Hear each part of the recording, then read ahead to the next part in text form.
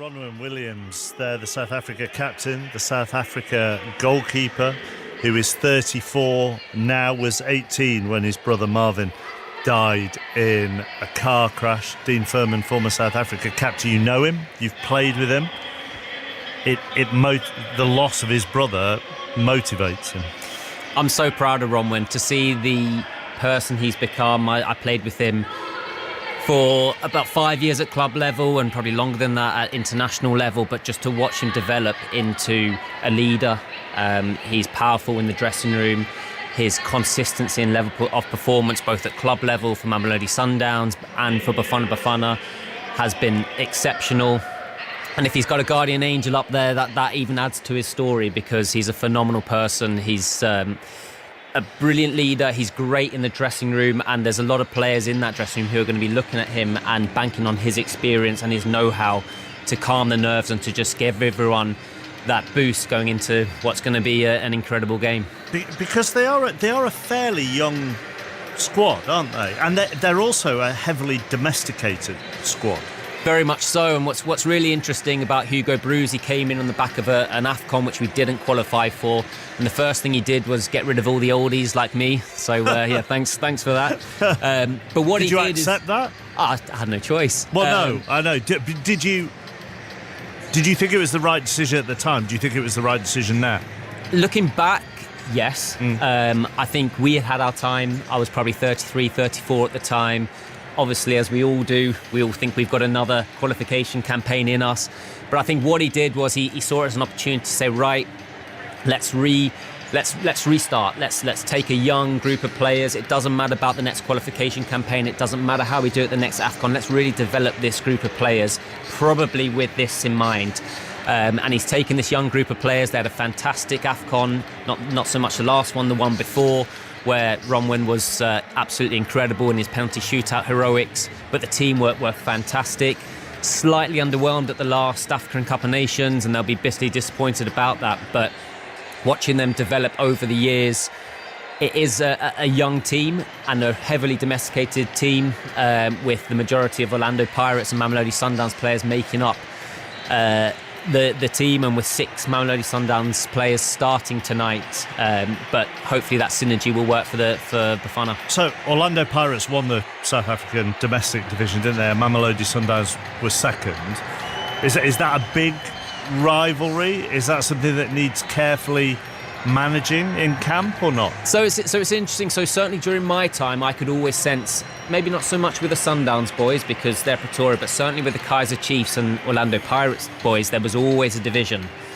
Maybe even going back to similar to how England, how that's talked about with in years gone by, how there might have been divisions in the camp. And I always felt, as a relative outsider playing in England and coming in, I always felt there was a bit of a division in camp. So having not been around the camp, it'll be really interesting how Hugo Broos has brought that together, and I think what he's done, he's made it a really enjoyable place to be. It looks like everyone is thriving off one another, and hopefully they can both bank on their success. Orlando Pirates winning the league, Mamelodi Sundowns winning the Champions League, and really bring that together as a source of energy to the team. Do you think it matters, Chris, whether squads at this World Cup are heavily domesticated or scattered all over the world? Or does it depend how successful they are, you can then make the narrative fit? Not you personally, I mean us, obviously. I suppose the question would be, and I don't know this, but what is the strength of the South African league domestically? I mean, the fact that these two teams, that their players dominate this South African team, shows that it must be pretty good. But I mean, in my memory back, this isn't a South African team. You go back to 98, where they had the likes of Benny McCarthy and Mark Fish and Lucas Radebe, so maybe not the star names, but in terms of a team ethic, they may well have that. So they're going into this competition from my perspective, maybe a lot of people's perspective, because we don't watch a lot of South African football, as a bit of an unknown. Yeah, because that late 90s squad, as Chris says, they were very overseas dominated, weren't they? So why the change? Are scouts, I mean, they must be, because scouts are looking in every single country. So Why aren't there more exports? It's an interesting topic. It's one that I'm always trying to work out why aren't more guys leaving to go abroad. We've got Lyle Foster, who's at Burnley. But what I found in my experience is that actually the PSL, in terms of the local league, you are playing in all the World Cup stadiums from 2010, so you're in great stadiums. There's a big showpiece around the league. It's on TV, it's in the newspapers. There's kind of match of the day for the local league. And I think the biggest thing is that there's a lot of money to be made in that league relative to South Africa. And I think the desire then to go to Europe, to go and make that money, which of course there is almost no ceiling to it, isn't probably quite there as it may have been in the 90s. So I think players are quite comfortable. They get to a club like Mamelodi Sundowns.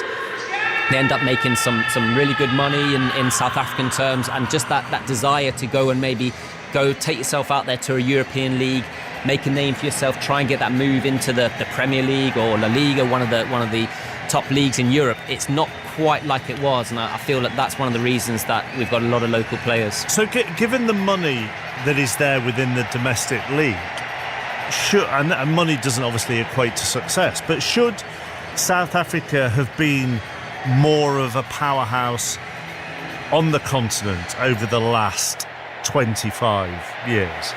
We feel so, yeah. So why haven't they been? I think we've underwhelmed, unfortunately. I think when we get going, we're a threat for anyone. We've had some incredible wins along the way. We've beaten Spain.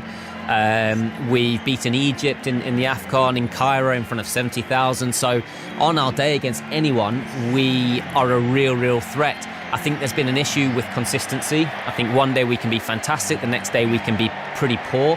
And I think what Hugo Broos has done over his tenure is he's found a level of consistency, maybe not as flamboyant as we once were, maybe a bit more structured, but certainly there's been a level of consistency which has led to great AFCONs, which has led to qualifications of the World Cup, and hopefully they can show it here. John Murray, there's an amazing coincidence, all synergy, depending on which way you want to look at it, with the South African head coach and Mexico.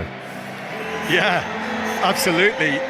Hugo Broos and Javier Aguirre actually played against each other in this stadium at World Cup '86 when it was Belgium against Mexico. In the opening match? Yeah, I think it was their first match. Yeah, their first match, yeah. That's right, yeah, and Mexico won 2-1. Hugo Sanchez scored the winner.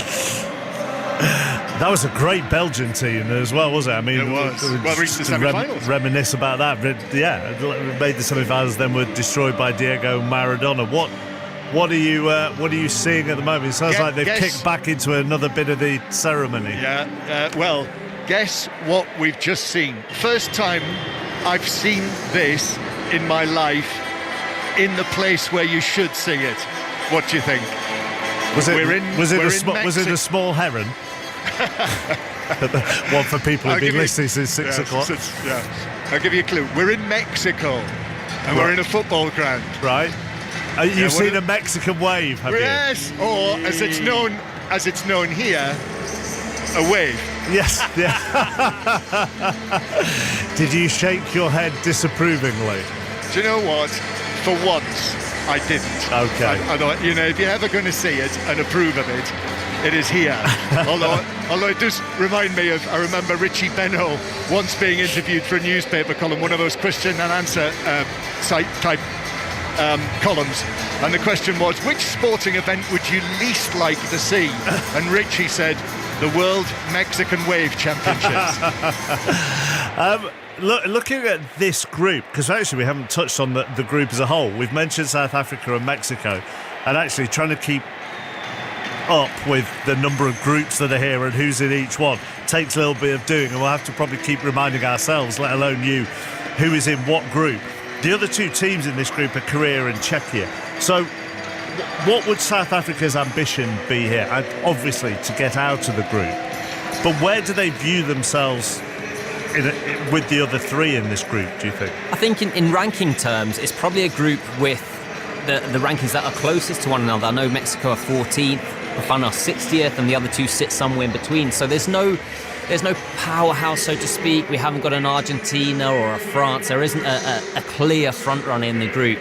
And I'd like to think that if it means 3 points gets you out of the group, I'd like to think that Bafana could nick a victory in one of their 3 games and progress out of the group, and that's been the feeling amongst the squad going into this group, is that we can certainly cause a shock if it is a shock to get those 3 points that we so badly need. Does it feel like a wide open group to you, Chris? Yeah, I think it's Group A for average. I really do. I don't think there's any top teams. I mean, it wouldn't surprise anybody how this group would finish. I think everybody feels that maybe Mexico will be the strongest team because of their home advantage. But you know what? I mean, football's a strange game at times, isn't it? And this is sort of a Mexican fan base who have felt the team have been mediocre to some extent in the way they've played. In recent times, they haven't been a marauding Mexican team. So if South Africa can stay in the game today, the atmosphere in the stadium can turn. You look at the other teams in the group, South Korea, Heung-min Son's getting a little bit older, but we know that they're a talented team, and Czechia, I mean, they're sort of pretty average, but they can grind out a result or two. So I think it's a really well-balanced group and very, very difficult to predict. And remember, the reason that we have this was that Mexico, Canada and the United States were placed into the top pot at the draw in Washington in December. So they were given those 3 places. So that's why you look at all of the groups, I think, involving the host nations, and do think, well, they've got every chance of perhaps progressing through to the knockout stages. So they were given a little bit of a leg up by that seeding as the fact they're hosts. We're on a parade of nations at the moment, aren't we, which could take half an hour? Well, at a 48-team World Cup, as you yourself have said, during the course of this World Cup qualifying campaign, you're talking about nearly a quarter of the countries in the world. So therefore the parade of flags may take some time. We're just watching the Scotland flag now being walked out onto the pitch, and what they've done is they've laid a huge gold carpet right across the width of the pitch over the halfway line, and then in the middle there is a big blue circle which covers the centre circle itself. Within that there is a map of the world, and then there's a little stage on the top of that, and on the stage that's where Canada, United States and Mexico are placed in that world map. It's a good test of your flag knowledge, this, isn't it? Although they are coming out in group order, I think, because Japan and Sweden are just following the Dutch, and they're all in the same group. Yeah, that's right. And just turning now is Turkey. Turkey is the next flag onto the pitch. Where are South Africa's goals going to come from, Dean? Because, if you were going to be brutal, you will say, well, Lyle Foster, who you mentioned, is up front for them, and he got 3 for Burnley this season. Well, it's an interesting question. It's my one area of concern with Bafana at the moment is our number 9 or striker position. I think you've got Ikram Reyners, who's starting tonight from Sundowns. We've almost shifted from our usual 4-3-3 with 1 striker, which is typically Foster up front. We're playing with 2 strikers, which is a really interesting move from Hugo Broos. Is that something he hasn't done, then? We did it at the AFCON, which was a bit of a surprise tactic, and it very nearly worked for us because I think it was against Cameroon in the AFCON, and we really shocked them for the first half an hour. They didn't know if they were coming or going because we'd never seen it before. So it looks like he's gone for a similar shape here tonight. That's a real area of concern, I think. Lyle Foster, he's kind of our superstar. He's been playing in the Premier League, the Championship over here, but he hasn't really been performing either at national team level, and I know he's come under a fair bit of criticism from the locals, so it's on him to really lead that line for us and show why he has played in the Premier League. Are we expecting South Africa, this South African team, to play counter-attack then with this setup? Yeah, I would expect so. I think what we are is extremely quick. And we Bafana play a kind of combination, kind of tiki-taka style of football. Once we get going, very, very difficult to get the ball off. If it works, it's almost high risk. If it comes off, we can pass through anyone. Conversely, if it kind of breaks down, a little bit nervous, a little bit edgy, then the turnover possession is fairly high. So it'd be really interesting to see if we're going to sit back a little bit and try and catch Mexico on the break. But what is interesting about the Mexico coach is that he was the manager of Egypt, who we knocked out in the 2019 African Cup of Nations in Cairo, when it's similar to this, there was not much expected of us, so he'll be very wary of our threats. They're bringing out now the 3 host nation flags together. I did wonder how they were going to do this, actually, John Murray. Yes, because they had them lined up. Canada first, then Mexico, then the USA. But they did actually, the 3 flag bearers walk onto the pitch together and they stand shoulder to shoulder. Then Canada steps forward first. USA flag gets a big boo, and now it's the Mexico flag. And the final flag bearer completes the circle around that blue globe on the centre circle. The flag bearers all lean their flags towards the stage in the middle, and on the stage stands Andrea Bocelli.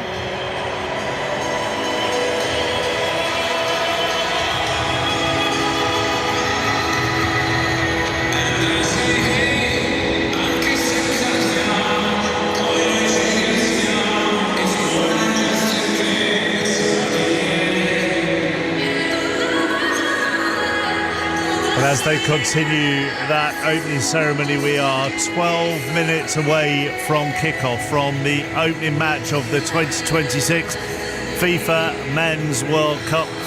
Mexico against South Africa, Czech Republic or Czechia and South Korea kick off in the middle of the night. That's 3 a.m. We will have commentary of that for you. Lee Blakeman and Clinton Morrison, they're doing that. And then tomorrow, the first game on BBC television will be Canada against Bosnia-Herzegovina in Toronto, but we'll have commentary here on 5 Live with Vicky Sparks as the second host nation get underway. Who else would you point us in the direction of in this South African team then, Dean? Funny chappers, the 2 who I was most excited to see are both on the bench. So let's actually deal with the guys who are going to be on the pitch. So we've got Teboho Mokoena in midfield. He came through at Supersport when I was there, and on pretty much our first training session, I said, "Wow, who's this boy?" He's a phenomenal midfielder. Plays for Mamelodi Sundowns. He's just scored an absolute cracker in the Champions League final to pretty much win it for Sundowns. He's got a terrific long-range strike in his locker. And I'm hoping we see some of that tonight. The other one is a really interesting player. He's only 20 years old. It's Mbakazili Mbakazi, who only 6 months ago he moved to Chicago Fire from Orlando Pirates. He's just been named in the MLS All-Star team. He starts on the left side of a back 3. So really, really excited to see how he plays on the world stage. Dean, what about the inclusion of Jayden Adams? Is that a surprise to you? With you're mentioning a couple of players on the bench. Who are they? The ones who you thought possibly would have started? Yeah, so it looks like with Jayden Adams' inclusion, obviously he plays for Sundowns alongside Teboho Mokoena. So I guess that instead of playing with 2 midfielders and a number 10, we've gone for 3 out-and-out midfielders. The 2 that I'm almost disappointed not to see, one is Oswin Apollis, who's a tiny kind of winger, who's been one of Bafuna's best players over the last couple of years. And there's a superstar in South African football at the moment who is Relebohile Mofokeng, who plays for Orlando Pirates, likely going to get player of the season in the South African Premier League. He is the kind of new Shabalala almost, the new exciting player, and I'm a bit disappointed not to see him from the start. I know we've got a couple of games to go. I'm sure we will see both of them at some stage making a big impact. Do you know who's interested in Mofokeng, by the way? Chris? Go on, I don't, Mark, but you've got better sources than me. Rangers, apparently. Oh, really? Well, he wouldn't want to take his career backwards, would he? He'd avoid that one. Obviously, you're unbelievable. The other thing we should mention, and I'm sure everybody knows, but in some ways, John Murray, we're looking at matches now being 4 quarters, aren't we, in this tournament? Yeah, with the water breaks. I've just had another look at all of the various tinkerings with the laws of the game. But yeah, the water breaks will be a part. Although I have to say, normally it's 30 degrees, isn't it, for a water break? And it's nothing like 30 degrees here. It's pleasant mid-20s. But presumably every game has to follow the same protocol, does it? I am thinking probably so. What if there's a cold front, though? Well, I know, yeah. Where's Dale Johnson when you need him? Maybe he'll send us a message in a moment. But tactically, Chris, it could change things, couldn't it, that? Because it gives teams a chance to reset, and they will be able to have a tactical breakdown from their coaches at that point. Yeah, and I think a lot of teams, a lot of managers have talked about the way that they've worked it in this build-up, but the fact that they're training for 22 minutes, taking the 3-minute break, so training with that sort of intensity and getting the players used to it. So yeah, I mean, as a former player, the amount of breaks, 3 breaks, isn't it? That is slightly unusual, but it's the same for everybody. So yeah, everybody will just have to get on with it. Do you think it will take some of the chaos out of it, Dean? Potentially. What's really interesting is that the South African league is actually a summer league, and so we're used to playing in 35 degree heat. And those breaks are fairly typical in the league, so our players that shouldn't have any impact on them, really. So there are those typical breaks there. And are they tactical? Do they tactically reset? Absolutely. It gives you an opportunity. Like you see the goalkeepers go down with injury. We've seen it all season. They run over to the manager and get some tactics. It's absolutely an opportunity to get a message onto the players, maybe change shape or tweak a little something here and there. And I'm sure it's going to be used vitally across the tournament. Was that a cheer, John Murray? It is, because the flags have just been walked out. This is for and also what is new, remember, and actually right now as they unfurl the huge flags in each half of the pitch. Remember that FIFA logo I was telling you about that's hanging above the centre circle? Suddenly fireworks burst out of the FIFA logo, which is probably 100 feet above the playing surface, and it was like a Catherine wheel around the FIFA logo. And then off the roof of the stadium here at the Azteca, fireworks, smoke bombs, call it what you want, but in the colours of the Mexico flag, so green, white and red, and that must look incredibly effective from the aerial shots above the stadium. And it did, and at the same time Infantino was pictured on the screens in the stadium putting the World Cup on the plinth in the legendary Azteca. Dean, for the moment, thank you very much. More from Dean a little bit later on. Here we go then. Months, years of talking can now come to an end. The 2026 FIFA Men's World Cup is moments away from getting underway. The teams are coming out of the tunnel, led by the officials. Mexico, one of the 3 hosts, taking on South Africa, a repeat of the opening match from 16 years ago. Time does fly, and in the stadium for us, in the Azteca, Chris Sutton and our correspondent John Murray. And rather fittingly, that red, white and green smoke hangs in the air inside the bowl of the Azteca Stadium, the colours of the Mexican flag. And we're about to witness the brand new pre-match ceremony. So normally we're used to seeing only the 11 players who will start from both teams lining up shoulder to shoulder. This all new for World Cup 2026. All of the squad is coming out, all 26 of them. So those huge flags are in place in each half. Absolutely massive they are. South Africa to the right as we look here, and Mexico to the left. And all of the players, including the substitutes, who eventually walk around. So the substitutes walk the furthest around that centre circle. Remember, that centre circle, background of blue, FIFA World Cup 2026 written on it in gold, and then the world map in the middle with USA, Canada and Mexico highlighted. And the flags will be raised from the centre circle up high above the playing surface as the national anthems are played. And first of all, it will be the South Africa anthem sung by the South African singer, Tyler.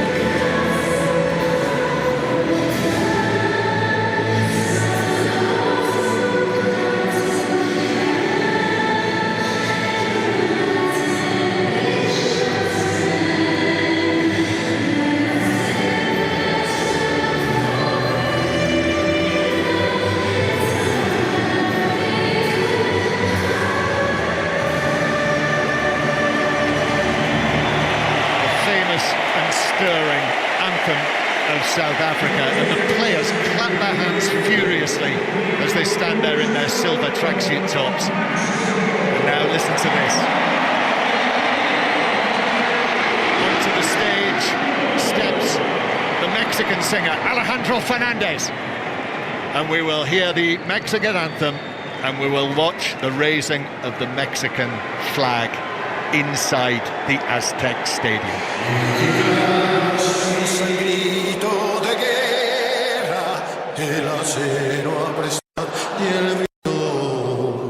Y retiembla en sus centros la tierra al sonoro rugir del cañón. Y retiembla en sus centros la tierra al sonoro rugir del cañón. Ciño patria tus sienes de oliva, de la paz el arcángel divino, que en el cielo tu eterno destino por el dedo de Dios escribió.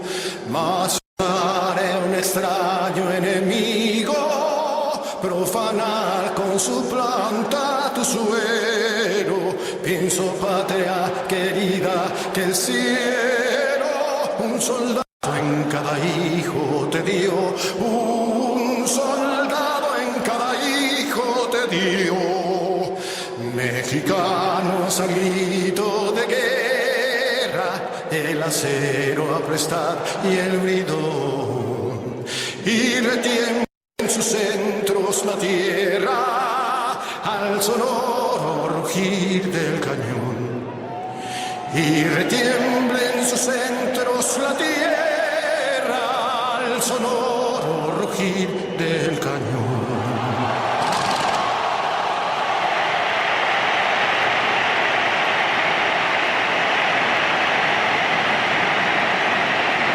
What a noise inside the Azteca.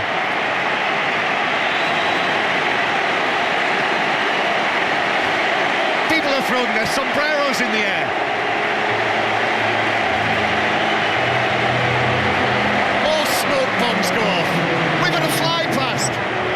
The Mexican Air Force have just flown over the Azteca, and they've spewed out red, white and green as well. There's no mistaking where we are, Chris. It's some atmosphere, some occasion. Oh, helicopters have appeared.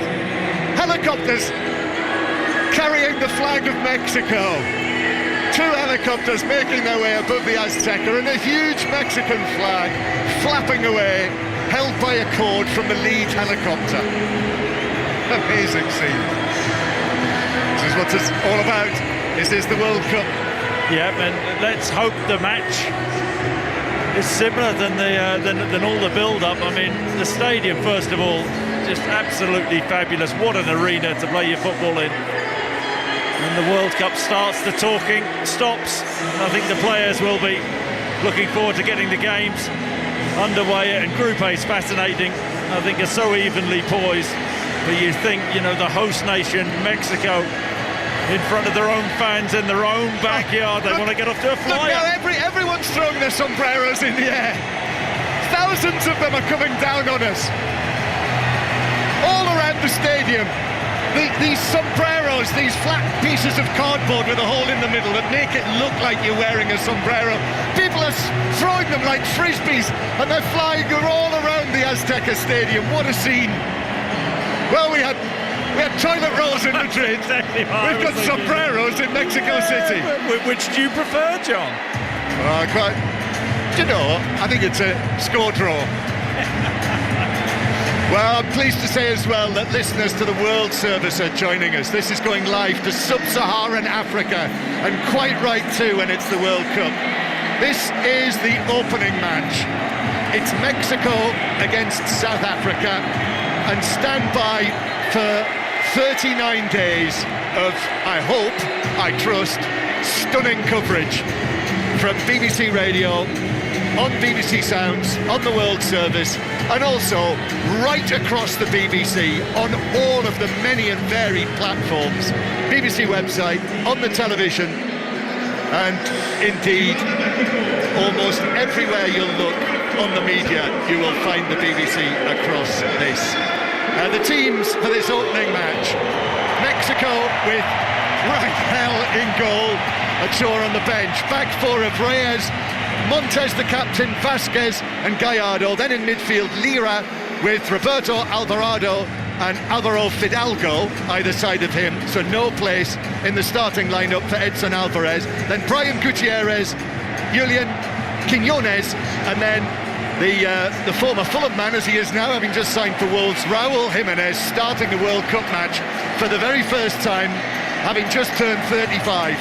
And South Africa, as we were hearing a little earlier from Dean Furman, very much a South African-based team, with 6 players from the Mamelodi Sundowns, 1 from Orlando Pirates in the starting lineup, as well as 1 Premier League player in Lyle Foster. They have the captain, Ronwen Williams, in goal, who we heard from earlier, 3 central defenders, Ocon, Sapisi and Mbukazi, then Mudeo on the right, Madiba on the left as the wing-backs. In the middle, Sitole with Jaden Adams and Tebo Mokoena either side of him, and then Ikram Reyners and Lyle Foster.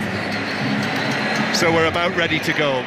The smoke is drifting away out of the magnificent Aztec Stadium. Today this stadium becomes the first to stage 3 World Cup opening matches. The other 2 ended in draws, by the way. Also, it extends its record as holding the most matches in the World Cup. This is its 20th World Cup match, more than any other World Cup venue.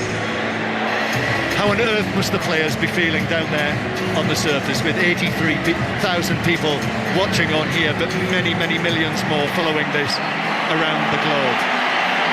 The World Cup is about to begin. Group A is about to begin. The Brazilian referee, Wilton Sampaio, stands. Mexico, green shirts, white shorts, red socks. South Africa in the almost all yellow kit with the green numbers. And walking forward into the centre circle, it is going to be Brian Gutierrez, Mexico's number 26, who will get the first touch of the ball. It's 1 o'clock in the afternoon here in Mexico City. It's Thursday, the 11th of June, 2026, and this is where the 23rd Men's World Cup Finals tournament begins. Brian Gutierrez passes the ball back into central defence, and the Azteca gives this World Cup a great ovation to get underway. The very first World Cup to be hosted by 3 different countries, and the Olés begin. And sitting to my left, even Chris Sutton has a sombrero on his head. Chris, you've bought into it. Yeah, and I'm going to keep it. It's free. It landed on my head and it's going to stay there, John. But I can't wait for this. Really can't. I mean, what's going to be fascinating with this game is the Mexican team. Are they going to feel burdened by this big crowd, or are they going to feel bold? Yeah, well, they've got the ball on the right-hand side with their right-back Reyes, and they go into the centre circle where it's taken down by Johan Vasquez, who has a wonder-forward left-sided central defender. Now Quiñones is going to play it back towards the halfway line. So say Mexico playing from left to right. Their coach, the experienced Javier Aguirre, 67 years old, although he's a youngster compared to the South African coach Hugo Broos, who at 74 years old today becomes the oldest coach in the history of the World Cup Finals, but he won't hold it for long. Yeah, that'll change pretty quickly. Will it change twice quickly? It will change twice quickly, because the Czech coach and then Dick Advocat with Curaçao will swiftly supersede him. But he's got a bit of history for a few days. South Africa get the ball back for the first time, Jaden Adams, and you can hear the sound that has brought from the Aztec Stadium. Yesterday, Chris, when we were talking on 5 Live, you know, I wasn't entirely sure what the atmosphere would be like, because so many people here in this city have been disappointed. They couldn't afford to come here, but those who have, honestly, there are thousands and thousands of replica Mexico shirts in the stands, and they are making this atmosphere special. Yeah, you talk about replica shirts in the coffee shop this morning where we got a coffee first thing. There were Mexican replica shirts being worn by the staff, and yeah, I think World Cup fever has taken over. Yeah, all of those many and varied issues that have dominated the build-up Well, they've not gone away. They're still very much here at this World Cup, but it is the football now which is, as we say, taking centre stage. That was a poor clearance from Ronwen Williams, the South African captain, the goalkeeper. Kicked it straight out of play, so a throw-in to South Africa.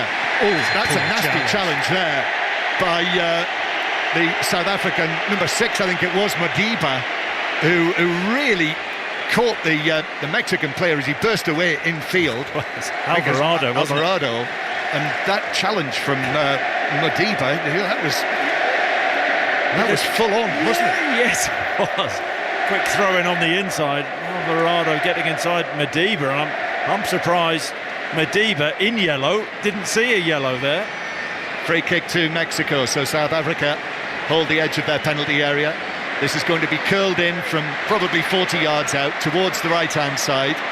The signal is given, and I think it's going to be a right-footed delivery, but there is a possibility of a left from Alvarado, who's okay after that challenge. Actually, the shot is taken on by Gutierrez from 40 yards.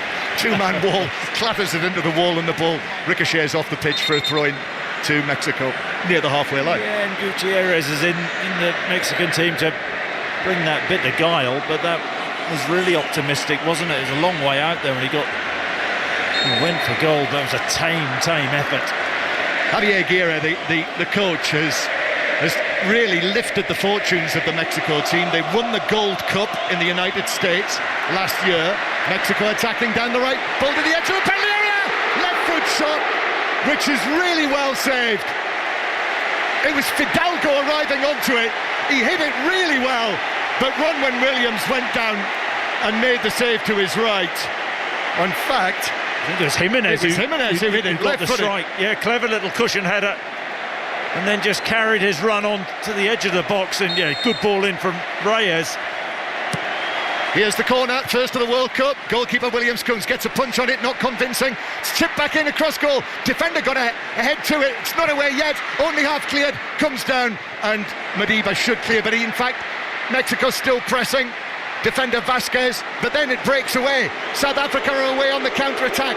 It's up towards Ikram Reyners. Taylor making a run through the middle, and then the ball is played forward, but it actually was easily picked up by goalkeeper Rangel. But in actual fact, if Reyners had been able to run onto that pass from Foster, I think he would have been offside anyway. Yeah, it made his run a little bit too soon. Well, Foster should have been aware enough to hang on to the ball. I suppose it shows you South Africa's threat and game plan. Thought they may play counter-attack football, but pretty lively start from both. Good effort from Jimenez, just inside the penalty area with his left foot, hit it good, low, on target, made the goalkeeper make the save, and I thought it was a very decent save actually with his right hand down low by Williams. Yeah, it was a good save, getting down to his right-hand side. Good goalkeeper Williams is. So the World Cup is underway here in the amazing Mexican capital, Mexico City. This sprawling city that just goes on as far as the eye can see. The city is built down in a valley, and we've got volcanoes all around, and on a clear day, and we have had the odd clear day, you can see the volcanoes all around, including the famous Popocatépetl. Mexico bringing the ball out from the back. Gallardo. Yeah, we spoke about the population of Mexico City on the way in, didn't we? We don't know whether it's the fourth most populous, or the sixth or the ninth. But it's certainly one of the biggest cities in the world, in the top 20 in terms of population, and it feels it. What a chaotic place this is, but what a great place. The colour, honestly, the spirit and the heart of this World Cup is right here. We don't know what we're going to find in the United States yet, but it's been special in Mexico as Mexico attacked down the left-hand side, and in comes the challenge from Mudeo, and the referee is saying the final touch was off the Mexican player, and it is a goal kick to South Africa, and you can hear how well that's gone down after the run of Gallardo, the left-back. Yeah, Gallardo played in every game for Mexico in the last World Cup. Disappointing World Cup, went out in the group stages, and I think here on home territory expectations are pretty high for this Mexican team. As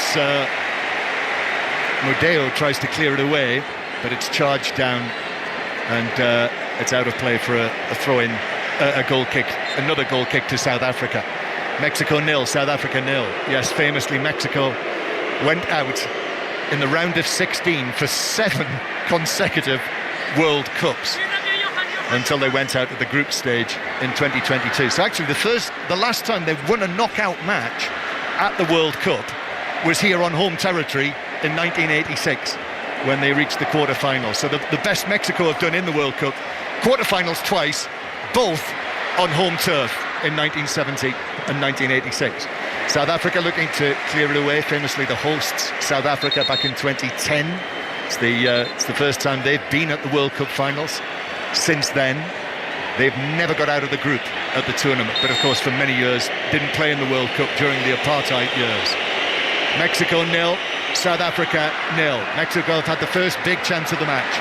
We've played 8 minutes as the ball just bounces back into the penalty area down to our right, where Williams plays it out. South Africa lose possession. Chance for Quinones! Right foot, back of the net.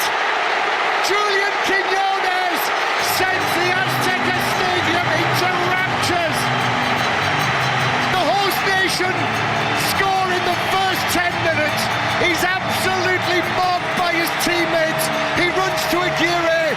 Everyone's cuddling each other. Punched fists in the air. You'd think they'd won the World Cup. It's 1-0 in the opening match against South Africa. Well, they've been the dominant team, haven't they? Quinones has had a brilliant season, prolific in the Saudi League, 37 in 35 games. South Africa trying to play out from the back. It's a brilliant press from Mexico. I think Quinones, little shift of the ball on the edge of the box, right-footed, 1 touch, 2 touches, and bang, right-footed effort. It actually goes between the goalkeeper's legs. Williams, he may be slightly disappointed, but what a start for marauding Mexico. South Africa really caught out there, playing it out from the back. How many times do we say that these days? It was not good enough. Central defender caught in possession, and Mexico benefited. And what a start for the home nation. They're going to announce it again. And another cheer. Mexico have scored the first goal of the 2026 World Cup. It's really good pressure, actually. It's a short ball from Williams into Sitole, the sitting midfielder for South Africa, and the pressure from Eric Lira, the Mexican midfielder. He was all over him. And Quinones with the ruthless finish. Yeah, free kick to Mexico on the halfway line after not a great challenge. And I think the Mexican players are saying to referee Sampaio, what about a yellow card for that one? But he's waving everyone away. And it's the goal scorer, Quinones, who is on the receiving end of it. And he's just climbing to his feet now. He's not going to need any treatment. But what a moment for him. Julian Quinones, the Mexican number 16, 29-year-old. He's actually born in Colombia, but switched international allegiance 3 years ago, and I bet he's pleased he did now. He's be a national hero. He will be, but mentioned his goals record in the Saudi League is pretty phenomenal, hasn't it? But what a fast start from Mexico, really brave with the press, and South Africa, when Williams did clip the ball up the pitch, they don't have that physicality with Reyners and Lyle Foster as centre forwards, don't have that height. So they tried to play out from the back at their cost. Do you know what we're hearing now, Chris?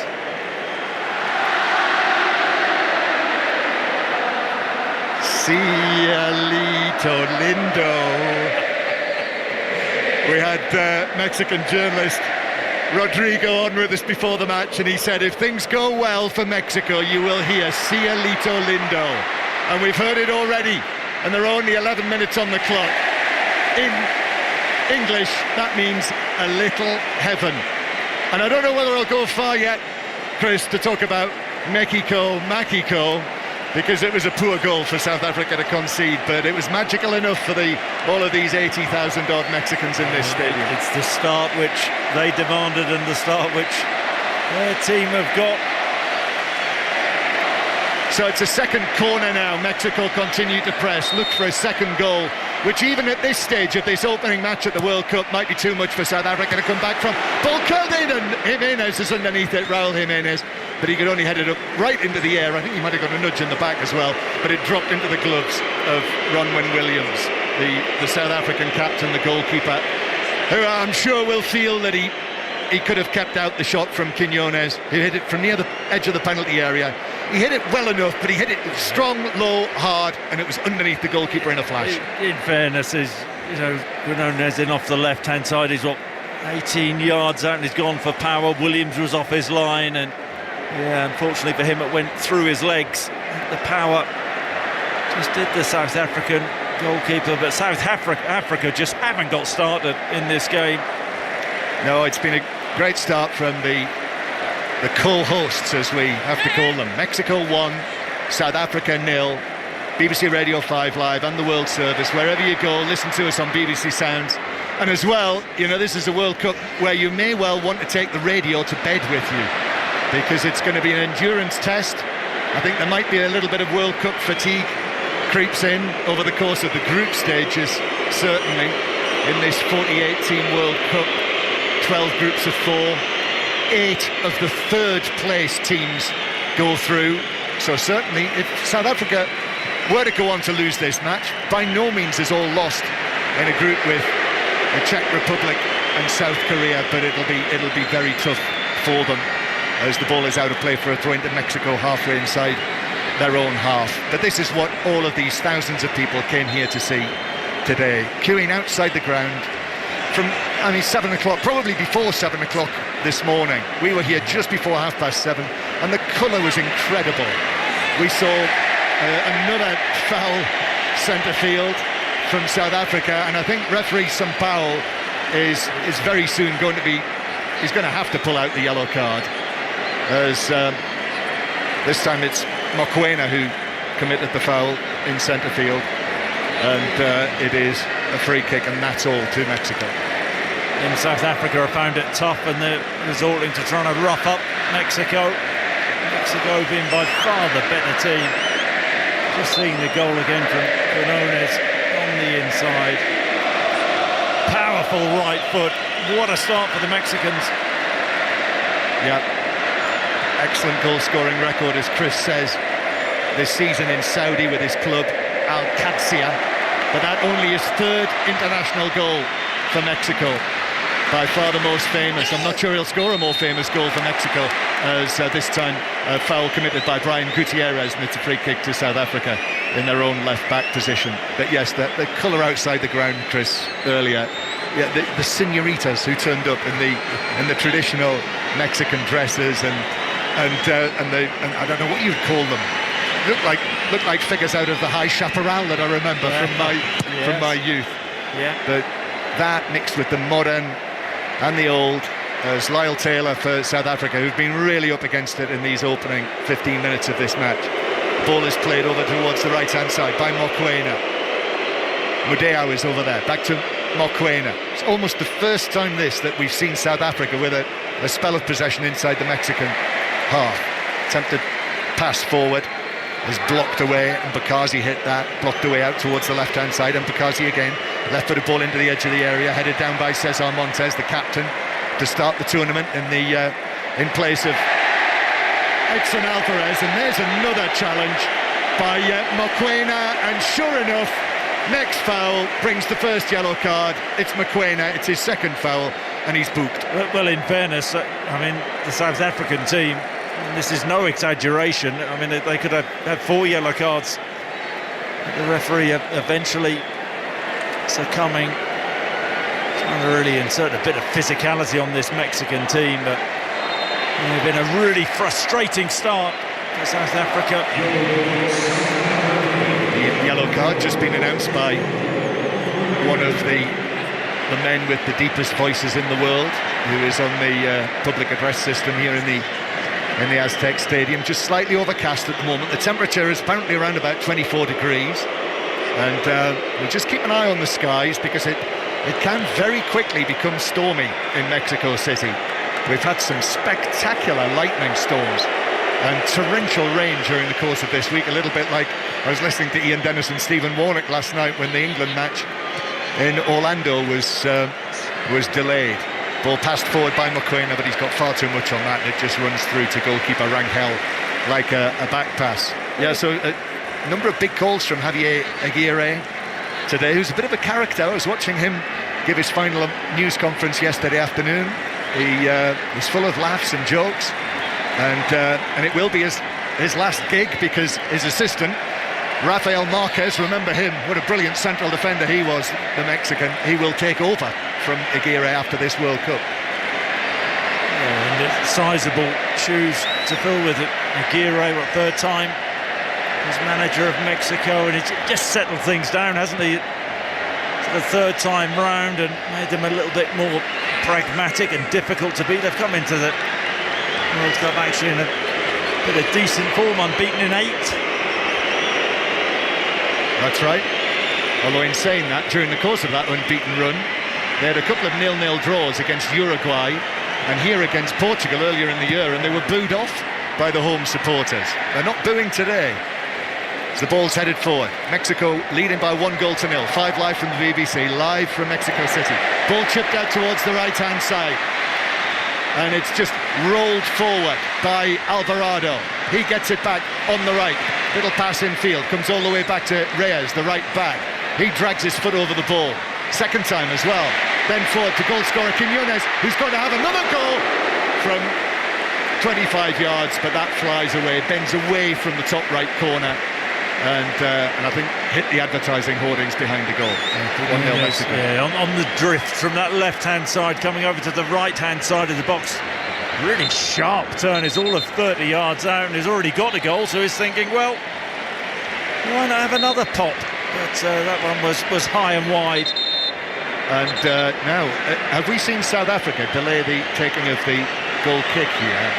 Oh, I think Raul Jimenez was complaining about it. Yeah, he was inside the penalty area. I thought we were going to see, because that is one of the laws, isn't it? You have to be sharp on your goal kicks now, as there's a foul on Foster on the halfway line. And bearing in mind they're losing South Africa, that would be a strange thing to do, time waste, wouldn't it?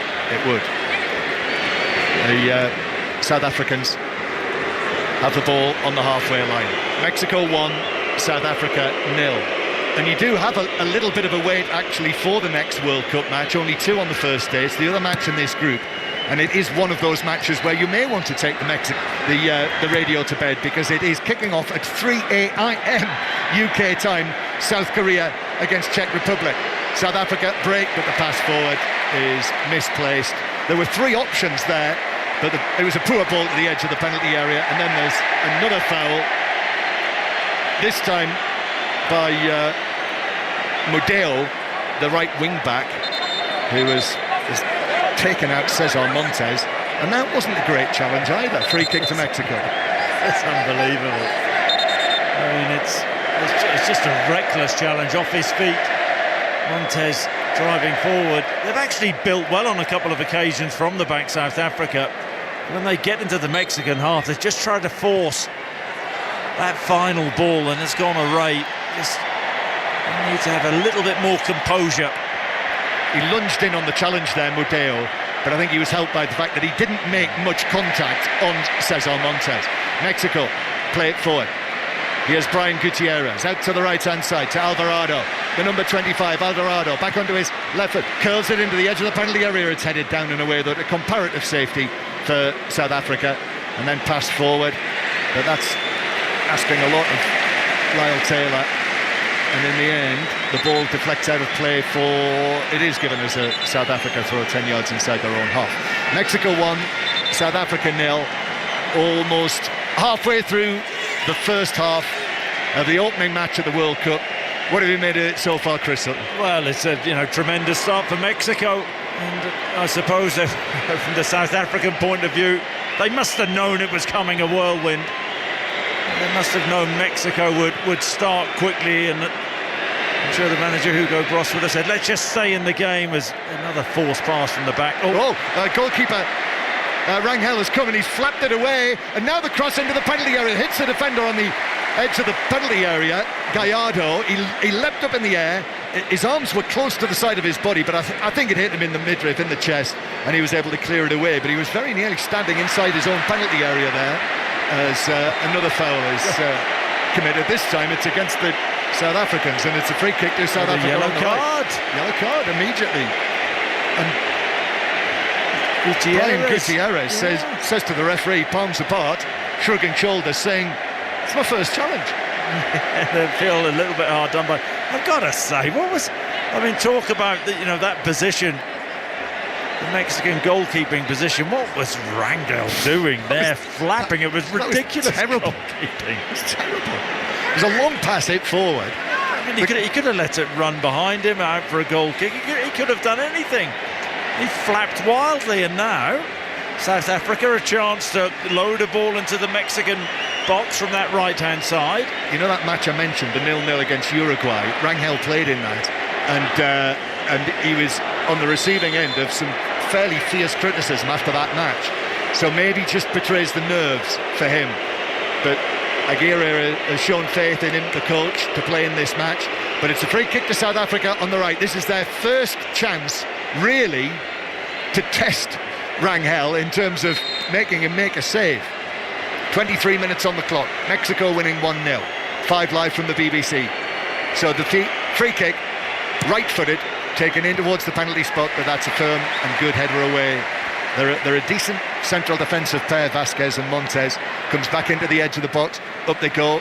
It's headed down and will be taken away by Quiñones for the Mexicans. Although he just dwelt on the ball, but he's actually played it out off Mudeo, and it's through for a goal kick. And it's a goal kick to Mexico. Drinks break, I think now, and you're right about the Mexican centre-back pairing, but Montes especially really dominant in the air and winning that header. And if you're South Africa, the thing to do from free kicks and corners is keep the ball out of Montes's area.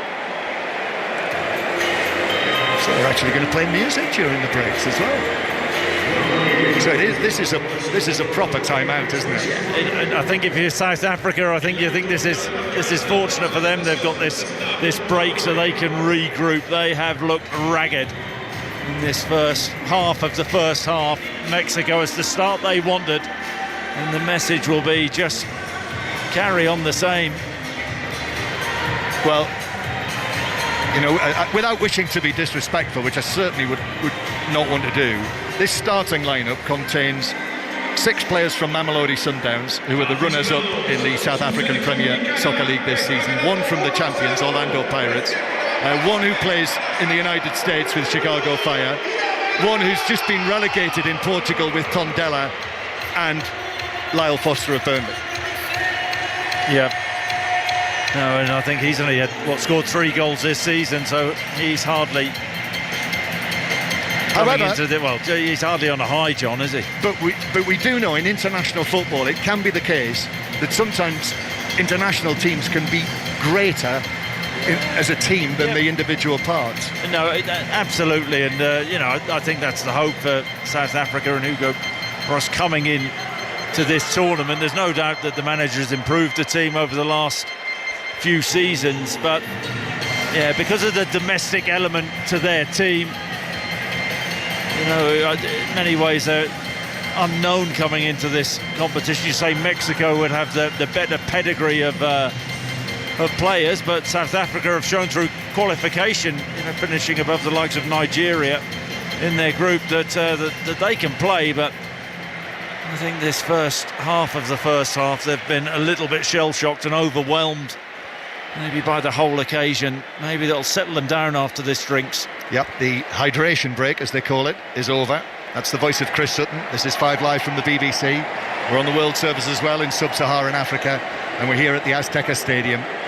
You and I here, Chris, for the first time today. First time I've walked into it. I have to say, it really felt a little bit like when I walked into Wembley for the first time as a schoolboy. Just the effect of walking in here. I could see the flags hanging from the roof as I walked up the entrance into the stadium, and then the ball of the stadium revealed itself. Play will resume with a South African goal kick, and I immediately just looked to the point where Maradona started that run to score that amazing goal, the goal of the century as it was called, against England back in '86. And that's the penalty area we're looking at now, which is cleared away. Rangel downfield, he went long with that. It bounces centrally for South Africa to take up possession again with the number 6, Modiba. And then back to Mokoena, who turns and plays it back into central defence. So we'll have to see whether Hugo Broos, the coach of South Africa, has been able to change things at all with that little moment there that he had to speak to his players for a couple of minutes. Long pass forward for South Africa. That is headed down and away by Israel Reyes, the Mexican right back. South Africa take up possession again. South Africa in the all-yellow kit.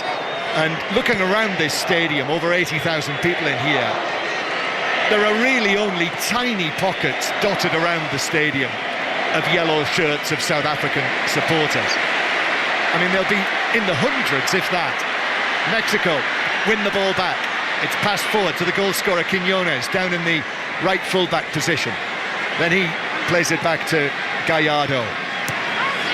Raúl Jiménez waits on the edge of the penalty area. Before Quiñones gave Mexico the lead, Jiménez had already had one effort that was saved very well, actually, by Ronwen Williams, as Mexico go all the way down the other end, back to that penalty area I was talking about. And Rangel passes it forward and up the left wing. Now in centre field with Eric Lira, the number 6, the central holding midfielder. Just over 15 minutes of the first half to play. It's played through to Gutierrez. On his right foot he shoots, but that's blocked by defender in the penalty area. I think it might have been Sibisi who was able to get a leg in the way of that, and it's cleared downfield again. They do carry a threat from the flanks and from Gutierrez as well. Yeah, I mean, the issue that South Africa have got is those wide areas they're giving up, and that back five is really hard for the 3 South African midfielders to get out wide. You see there, Mexico 2v1 in the wide areas, early cross. Berlin from Reyes, looking for Raúl Jiménez in the middle, but goalkeeper Williams was able to come out and deal with it. He caught it, got both hands to it. South Africa in danger, trying to play out from the back again. Mexico are all over them, and that is one of the hallmarks of Aguirre's Mexican team, and it's already worked for them, brought them 1 goal. And South Africa get away with it this time and play it back to goalkeeper Williams, who will get it again on the edge of his penalty area. It's a great little interview we heard with Ronwen Williams, with Manny Jasmy, before the start of the match, talking about the inspiration from the death of his brother Marvin in a car accident in South Africa, and the constant inspiration that he is in his sporting and professional career. Long and left-footed ball forward for Mexico up towards Raúl Jiménez. He can't reach that, and it's played back to goalkeeper Williams again. Rather disappointingly, we haven't had a wave since the start of the match, but there's been too much going on, Chris. It certainly has. And here's Williams. He plays out. Williams just passing the ball out from the back. I thought he was going to give that one away there for a moment. It's helped down the left flank, but Mexico able to deal with that, and it's played back by Alvarado all the way to his goalkeeper. Again, Rangel looking a little hesitant there as he passed the ball out to Cesar Montes, who goes long with his pass, and that's going nowhere. And South Africa back in possession. They have come more into it, South Africa. Mind you, they simply weren't in it in the first 15 minutes. They haven't threatened the Mexican goal at all, have they, Rangel, other than that wild, flat, unnecessary flap. They've looked pretty solid at the back, and South Africa just trying to impose themselves and get a foothold in this game, popping the ball around. And so it's South Africa in possession inside their own half. So this is the first of the 104 matches that will lead to the final. So if you're going to win it, you've got to come through 8 matches, 1 more than previously. Long pass forward, but it looks as though Modiba might be offside. No flag yet, then it does eventually come from the Brazilian assistant on the far side, and it's a free kick to Mexico. So that is just it, isn't it? The size of this World Cup, with 48 teams as opposed to 32 in the last 7 tournaments. It means that there are 72 group matches. in the World Cup previously, the last 7 World Cups, there have been a total of only 64 matches. We've got many more matches in the group phase this time than we had in the whole of the World Cup for the last 7 tournaments. They're just trying to start a wave down in front of us, but oh yeah, here it goes. Yeah, it's catching hold around the top tier of the Azteca. This where the not terribly loved Mexican waves really started their lives back in '86. Some would say the blight of sporting events all over the world. Mexico 1, South Africa 0. But being here, it's very difficult to criticise the enthusiasm of the Mexican people, and they'll be watching this. Oh, that's a poor touch on the far side. Once again, Rangel, that wasn't a great ball out. And South Africa have a throw-in after a miscontrolled out of play. South Africa go back towards the halfway line. And the pace of the match has dropped. As I say, it is played forward now for South Africa. Right for the ball. Lyle Taylor on the edge. Lyle Foster on the edge of the box. Takes the touch on it, but then the pass out towards the far side goes astray. And it's out of play for a throw-in to Mexico. That was half a chance for Lyle Foster on the edge of the area. It was, but that's a couple of times his touch has let him down, and it been a bit clunky there, but it's a really good incisive pass out, actually from the back. And Bob Cassie into midfield, and the ball into Taylor on the edge of the Foster on the edge of the Mexican box, but popped it out wide to no one. Mexico 1-0 up. Just over 10 minutes to go to half-time. Mexico bring it forward with Gutierrez. Passes it to his right, to Alvarado. Now Reyes storms forward from right back, but in comes the challenge on him from Mbakazi. And it's a throw into Mexico here, just about level with the edge of the South African penalty area.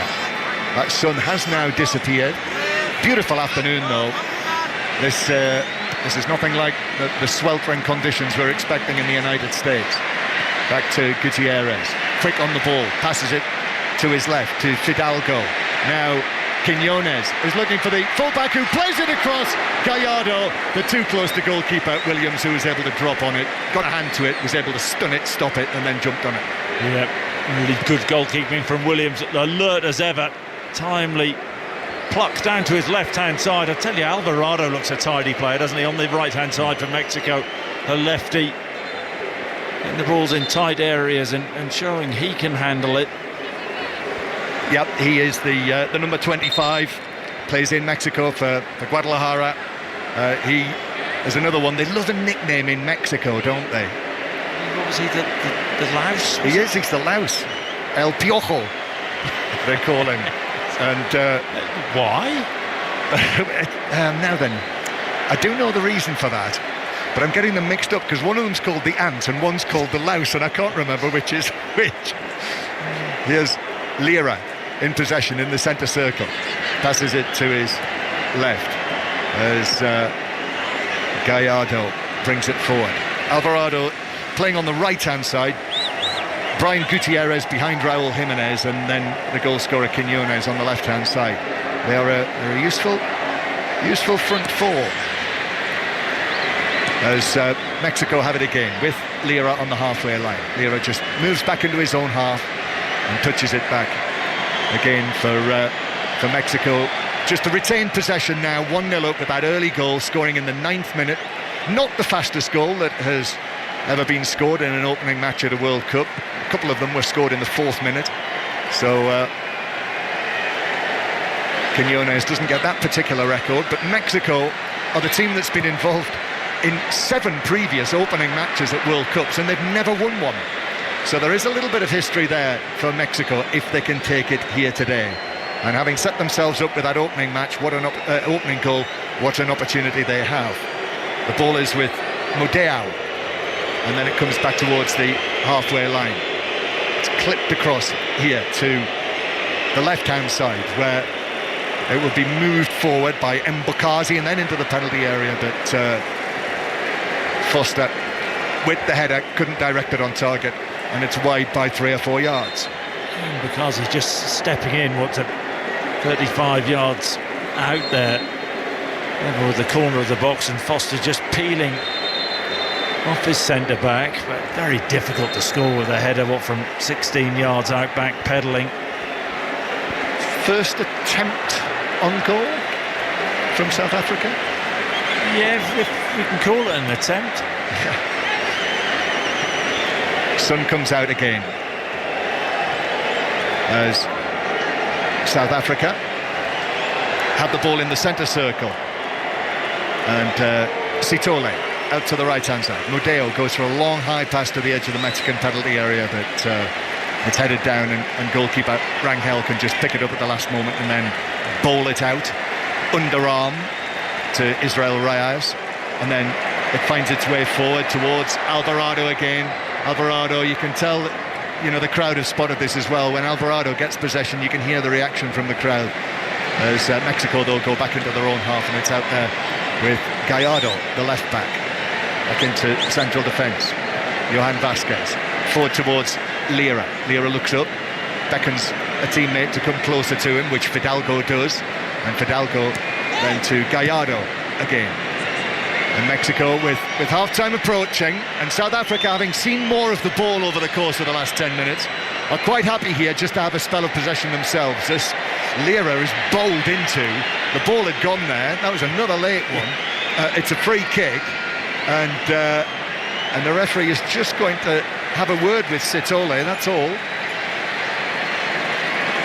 It was Lira who pickpocketed Sitole, I think, for the Mexican goal, wasn't it? Lira's been really good, actually, in front of that Mexican back four.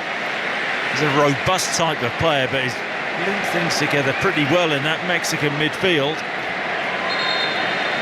Yeah, Eric Lira, who is the captain of the Cruz Azul club and also has a nickname, Jefecito. Can you remember what that one was? Jefecito? Go on. Little Chief. They called him. Well, he's been the Little Chief today, hasn't he? As the sun comes out brightly now, the Mexican sun. This is what we came for, Chris, to see the sun in Mexico. As the home side, the host, the co-hosts have it. Ball played into the centre circle. That's a misplaced pass. South Africa, if they'd been sharp there, might have made something of that. However, it's bounced back for Mexico. And now Brian Gutierrez to Alvarado. The pass was a little short, and that meant that Mbakazi could come in with a challenge and put it out of play. Just next to where Hugo Bros is standing. He will also retire from coaching after this World Cup. Hugo Bros, the former Belgian international defender. After almost 40 years in coaching, white-haired down there, away down there on the edge of his coaching area, with his hands clasped behind his back, dressed all in light grey. Mexico in the centre circle. Here is Fidalgo again, and Lira together. Fidalgo gets it back. He plays in Spain, Fidalgo, with Real Betis. Again, neat and tidy, isn't he, on the ball? It's a really good passing move, this from Mexico. And Brian Gutierrez attempts the pass, tried to slip it through to Raul Jimenez on the edge of the penalty area. South Africa just about cut it out and cleared it away towards the halfway line. Again, Quinones, 30 yards from goal, passes it to his right, where Alvarado had a thought about having a shot there, but was quickly closed down. Mexico continue to retain possession inside South Africa territory. 1-0 Mexico lead, that early goal. Headed away for South Africa. Comes out to Gallardo, who curls it. Oh, Jimenez with a chance, but saved by Ronwen Williams. He didn't get the contact. Raul Jimenez, who was flying through the air, leg stretched out, got a touch on it, sent it goalwards, but Williams was able to dive to his left and push it away. I just wonder whether Jimenez actually had just drifted offside, but gets in behind the back line. He's just trying to deflect the ball with his right boot from 6 yards past Williams. Williams made the save anyway. I'm not so sure that would have counted. Still just 1-0, but Mexico come again. Quinones tries the shot, but challenge came in, so it was blocked. Alvarado, Quinones hits the post, right-footed, so close to 2-0. He tried to curl it, caress it into the bottom corner, and he was inches away from making it 2-0. Instead, it hit the face of the post, bounced out. South Africa got it away, and they've won a free kick now halfway inside their own half. Yeah, he's really unlucky. I think it's Alvarado who plays a delicious ball for him, little reverse ball, and then there's a set-up of Gutierrez, I think, who just feeds the ball. Quinones there, he passes the ball right-footed, and it cannons off the post. South Africa get a little bit fortunate there. Excellent interplay between Alvarado, Gutierrez in the penalty area, strong from him, lovely touch to lay it on for Quinones, who, as I say, could easily have found the bottom corner with that. He's got such great awareness, Alvarado. Doesn't want the ball for himself. Pass the ball at the right time. That was the key. Mexico 1, South Africa 0. We're bringing you all of the stunning atmosphere of the world-famous, the iconic Aztec Stadium, as Mexico, with a long pass forward towards the edge of the box, but South Africa have got it back. We will have coverage, of course, on 5 Live of all 104 matches. Ball played through to Reynas, just outside the Mexican penalty area. Then the cross from Modeo, that is blocked. It comes off Gallardo and will spin away behind for a South African corner there first. So a chance from a set piece. It would be quite the stunner, wouldn't it, Chris, if South Africa were to come up with an equaliser, because, I mean, this has been Mexico's match so far. They've offered very, very little in an attacking sense. Maybe it'll be a set piece. Maybe so. Change things, but the yellows of South Africa, but from open play, wrong choice in the final third. Haven't been clinical enough for that final ball. Aubrey Modiba goes across to take the corner. He takes it short. Modiba gets it back. Left-footed ball curled in. That's headed away nearer the halfway line. Shot comes in from distance. My goodness, that was well hit from probably 40 yards from Mbukazi. But Rangel was quick steps to his right, patted it down, and has the ball at his feet now. That was lashed with his left foot, wasn't it, Mbukazi? Decent enough strike, but Rangel watched it all the way gratefully. First attempt on target by South Africa. Mexico leading by 1-0. And the ball with goalkeeper Rangel. Passes it out to the edge of the penalty area. So quite a number of calls for Aguirre, their coach, in his dark suit, down on the edge of the coaching area. So Edson Alvarez, the West Ham man who's been on loan at Fenerbahce, only a substitute. Ball played forward for Quinones, but goalkeeper Williams was always the favourite to get to that, which he did, and he just whacked it right-footed away downfield, and Mexico have got it back on the edge of their penalty area. So Alvarez on the bench, who you'd normally expect to be captain. Guillermo Ochoa, the veteran goalkeeper, who is in a World Cup squad for the 6th time, which equals the record, which is jointly held now with Lionel Messi and Cristiano Ronaldo at this World Cup, all 6 World Cup squads. So Ochoa on the bench, Santiago Jimenez as well, the AC Milan player, might have been in the starting lineup. And also, I think all of Mexico was interested to see if the 17-year-old, the youngest man stroke boy at this World Cup, Gilberto Mora, would have been in the starting lineup. Many fancied that he would, but he's actually on the substitutes bench, the 17-year-old Mora, as Mexico come forward. Jimenez heads it to Alvarado, but it's hooked out of play for a throw-in to Mexico, just level with the edge of the penalty area. He's quite the young star. I don't know whether you've noticed, Chris, Mora is on many of the billboards all over the centre of Mexico City. Raúl Jiménez, after the throw is taken, comes back for a shot from the left back Gallardo, which was deflected, which took the pace off it, and Williams was able to come to his right. Yet his face, Mora's face, 17 years old, right down the whole side of skyscrapers in the centre of Mexico City. Got to get used to stardom. Obviously a young talent. Similar thing happened to me in Norwich, John, at 17 years old. Yeah, not too many high buildings in Norwich, though, either. It's not like Mexico City. Fantastic cathedral, of course. Yeah, well, too. Yes, amazing spire. Here is Modiba, who is all over Reyes. That was almost in slow motion, that, wasn't it? They get themselves up, Mariba's back on the ball, and then it's actually Alvarado who's putting in the challenge, and the final touch was out of play off the South Africa for a goal kick. We're in 6 minutes of added time at the end of the first half. That's right, isn't it? Oh no, is it 4 minutes? Yeah, 4 minutes of added time. Wasn't happy about the award of the goal kick there, Madiba.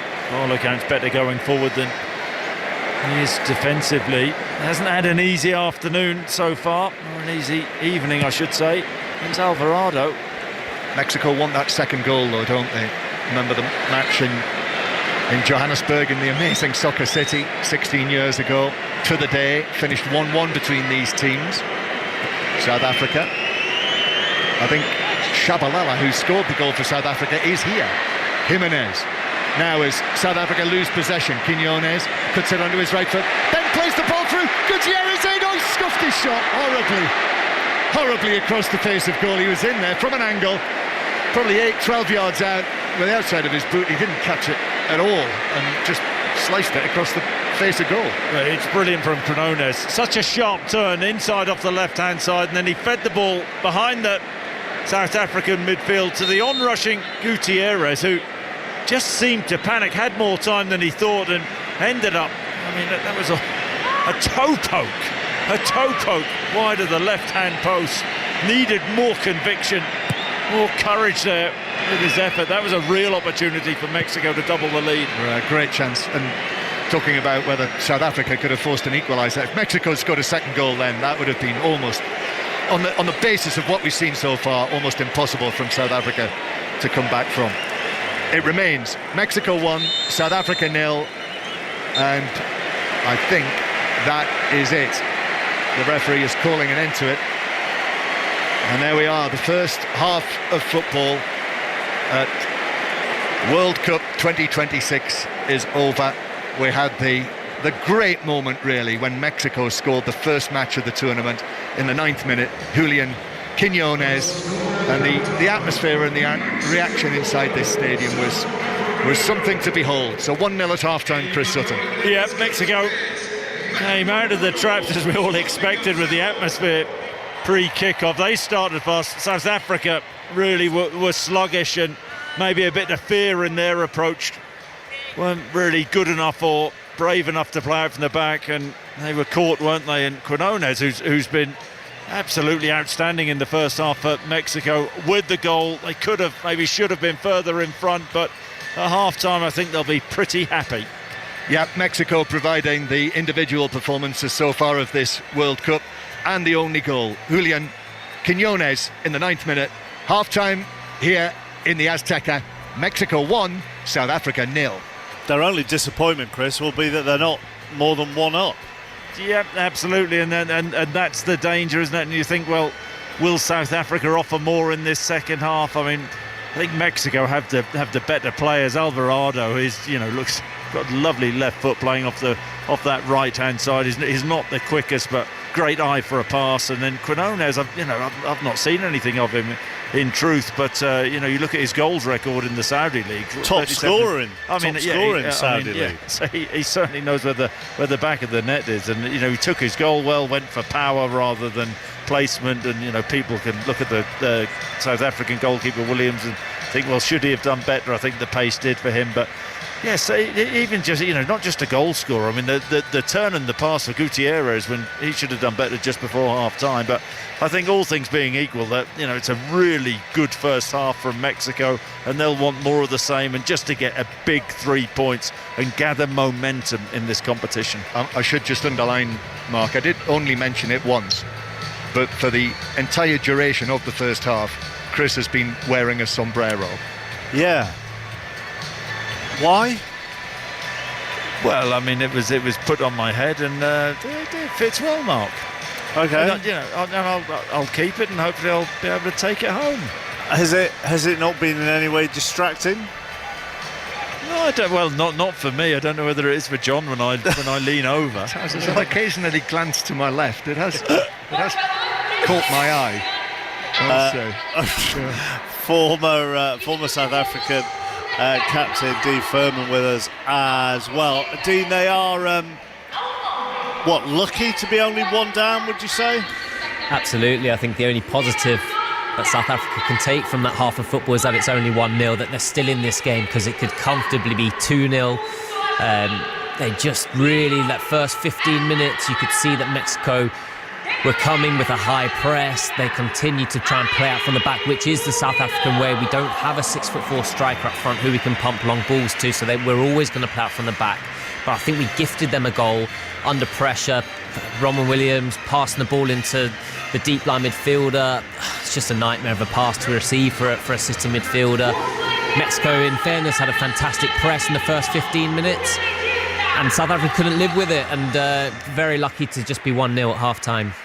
And I mean, Chris mentioned in commentary that obviously you don't have a big man up front for the long ball out from the back. But if you're going to get caught by the press, then if you're not going to go to a big man, you've got to go out wide, haven't you? Absolutely, and having played with him, got full trust in Ronwen Williams, who his distribution, think of Pepe Reina, it's on that level, his distribution's phenomenal. So it's disappointing to see him play midfield into trouble, but that is something that we work on. That is something that South Africa will do time and time again. They'll look to play out from the back and try to build through the lines rather than go long, just purely because we don't have that big, strong number 9 who's going to hold the ball up for us. When it has got into the final third, when we actually have built up play and maybe taken the sting out of it and had a sustained period of possession, our final third has just been so poor. It's broken down within 2 or 3 passes max, and that's something that they're going to have to fix in this second half. I suppose the danger, Chris, is that if South Africa try and chase this, Mexico will easily exploit the space even more and pick them off. I mean, you would think so. There's just better quality in the front line of Mexico. You know, I think they're cleaner with the link up. It's okay playing 2 up top, but I don't think they've really linked up to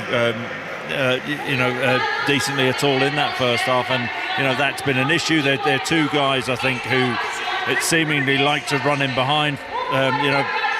Lyle Foster isn't one who gets the ball in and sort of is clever with his hold-up play. So it's something, I think, for South Africa certainly to ponder at half-time, and maybe we'll see a change of shape. But you can only see at this moment this game heading in one direction, and that's a comfortable win for Mexico. Have you just gone early with a half-time snack thinking I wasn't going to talk to you?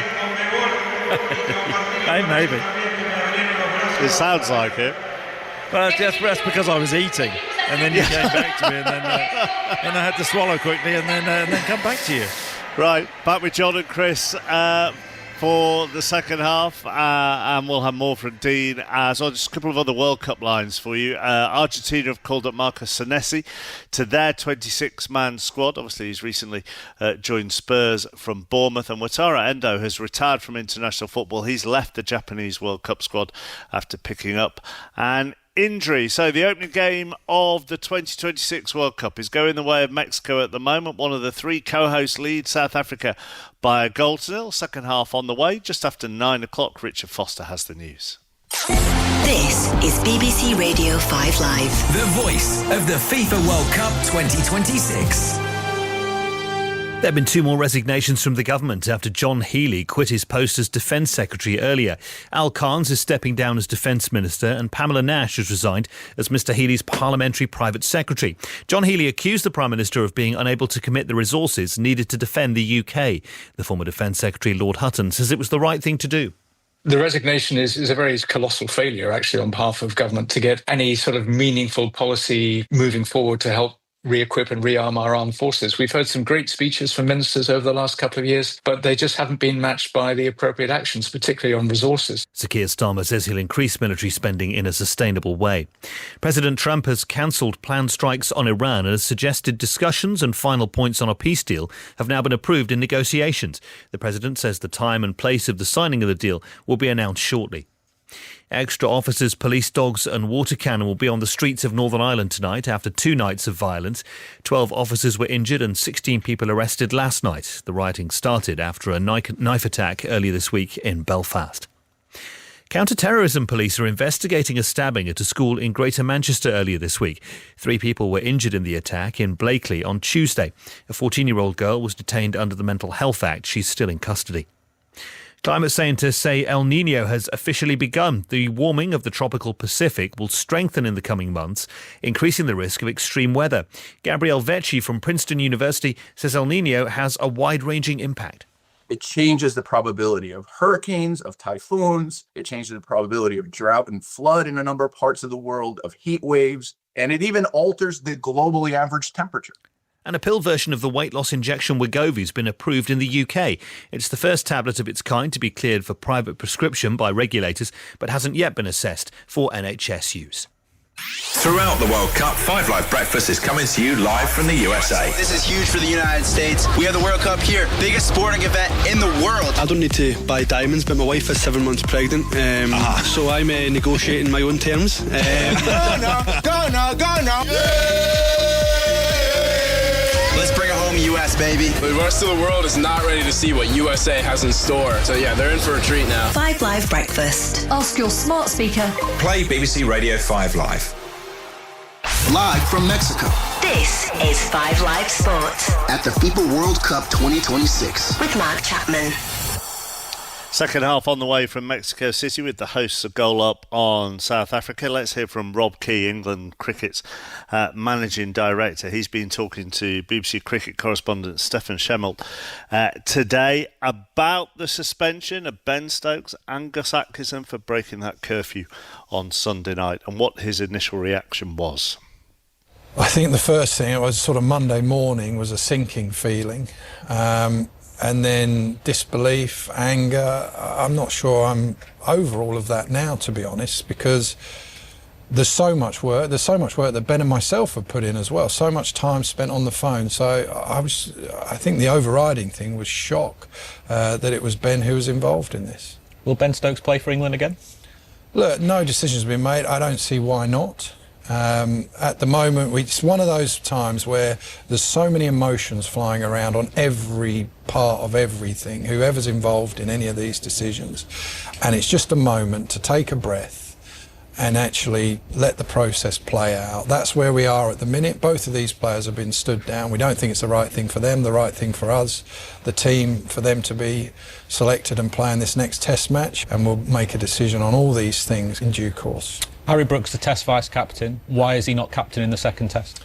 I just don't feel that's the right time. That's the decision that we came to. We thought long and hard about this. The Test captaincy is a massive job, even if it's in an interim basis, especially going into this next Test match and everything that Harry would have to deal with, plus the fact Harry's at the moment getting his head around white ball cricket as well as being one of the best Test batters in the world. Just didn't feel like that was the right time for a number of different reasons. Is Wellington one of those reasons? I think that would be one of them, yeah. That's not the main reason, that's for sure. It's just the enormity of that job. What's best for Harry, what's best for this team going forward. Did the precedent of the punishment given to Harry over the winter, has that set a precedent for what could happen now? I don't think so. We're obviously now, we spent a long time over the last few months with trying to make sure that what we're portraying to the public, that we're going to regain their trust. And I'm not sure we've done that. In fact, I know we haven't done that with what's happened here, which is such a shame, because what I saw the team do out on the field, it was such a good win against an excellent New Zealand team. All the things that we've been working on, every single thing, whether it's within the dressing room, whether it's within that side, whether it's all the work we've tried to do to reconnect the game, it feels like we've just been smashed in the face with that, and that is incredibly frustrating. Previously, you've denied that there's a drinking culture in this team. When we spoke to Richard Gould in March, he talked about new expectations and not having to relearn lessons. But are you and the rest of the ECB in control of this England environment at the moment? Look, clearly, when you look at what's happened, it's hard to defend anything that's gone on at the moment. I believe that we are on the right path, and that's really hard for me to be able to prove. You know, I wanted to be here talking about a great win, or I wanted Marcus North to be here talking about the selection for the next test and some of the great stories, looking back on what was a brilliant test match win. But here I am again talking about this. That is incredibly frustrating. Rob Key with Stephen Schemmelt. Let's go into talk about England a little bit after their 3-0 win over Costa Rica last night. Ian Dennis and Stephen Warnock were at that game and have been with the team all week in Florida. Well, Stephen, our time together has come to an end here in Florida. Off the pitch, we've encountered a mini earthquake, searing heat and pouring rain. But where are England on the pitch as they prepare to head to their training camp in Kansas ahead of that first game in their World Cup against Croatia next week? Yeah, I think this is an interesting one, because if you'd have asked me that question after New Zealand, I'd said the players need more work, they need to get acclimatised a little bit more, they need to get used to the speed of the game and the stickiness of the pitches.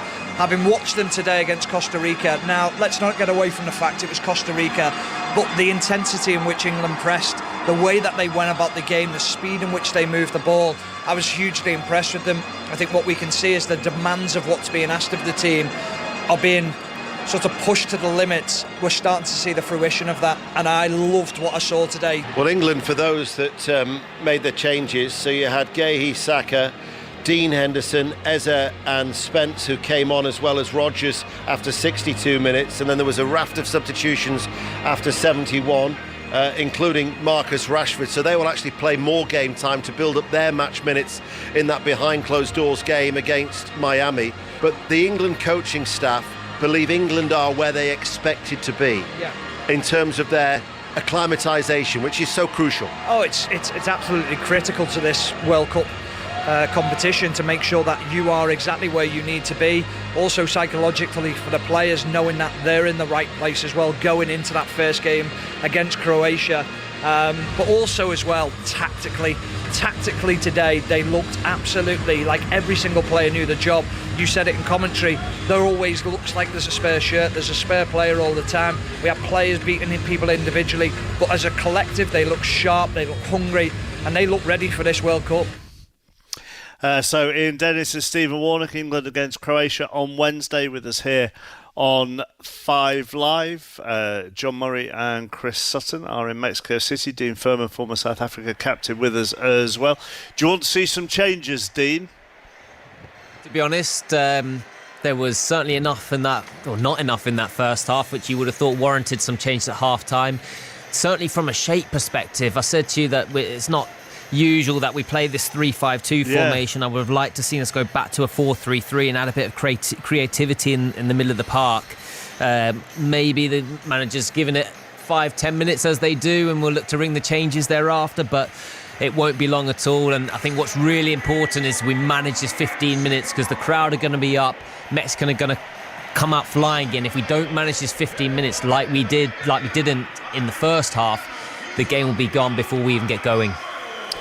And actually, we suspect, I don't want to rile anybody Scottish listening up at the moment, but we did spend a lot of time talking about how the opening game at the Euros for Scotland, when they played host Germany and were beaten 5-1, that completely threw, obviously, that Euros off course. And so you don't want to be on the end of a shellacking here, particularly, as John has said several times in commentary, three teams can qualify. Absolutely, and there's a long way to go, so it's really important that we stay in this game, don't do ourselves too much damage in the group going forward, see if what we can get going out the back end of this game, keep it at 1-0. There's the whistle back underway. Does he still have his sombrero on, John? No, he has discarded it, put it in his bag to take back to Norfolk. Right, won't stand out at all there, will it? No, I wouldn't have thought so. Right, the second half is underway. Mexico leading South Africa by 1-0. South Africa have not yet made any changes. They were out early. Oh, it's been given away at the back.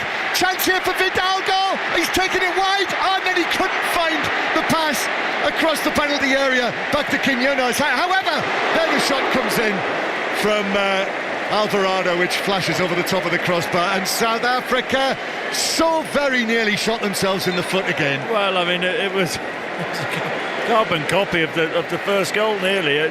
Don't do anything silly at the start of the second half. Williams passes it straight to, was it Fidalgo, who took too many touches. He dallied.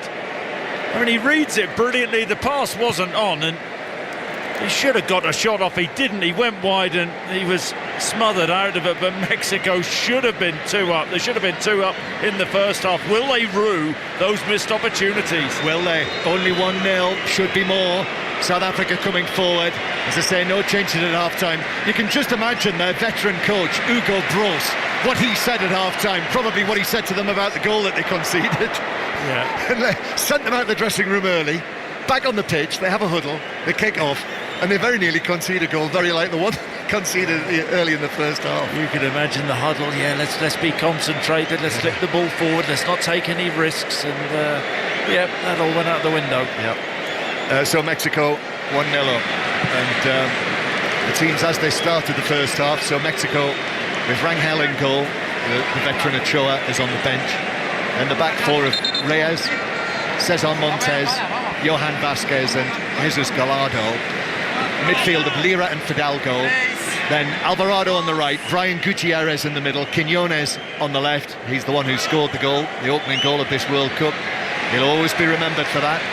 And Raúl Jiménez, who played for Fulham this season but is going back to Wolves, as Quiñones tries a shot from near the halfway line.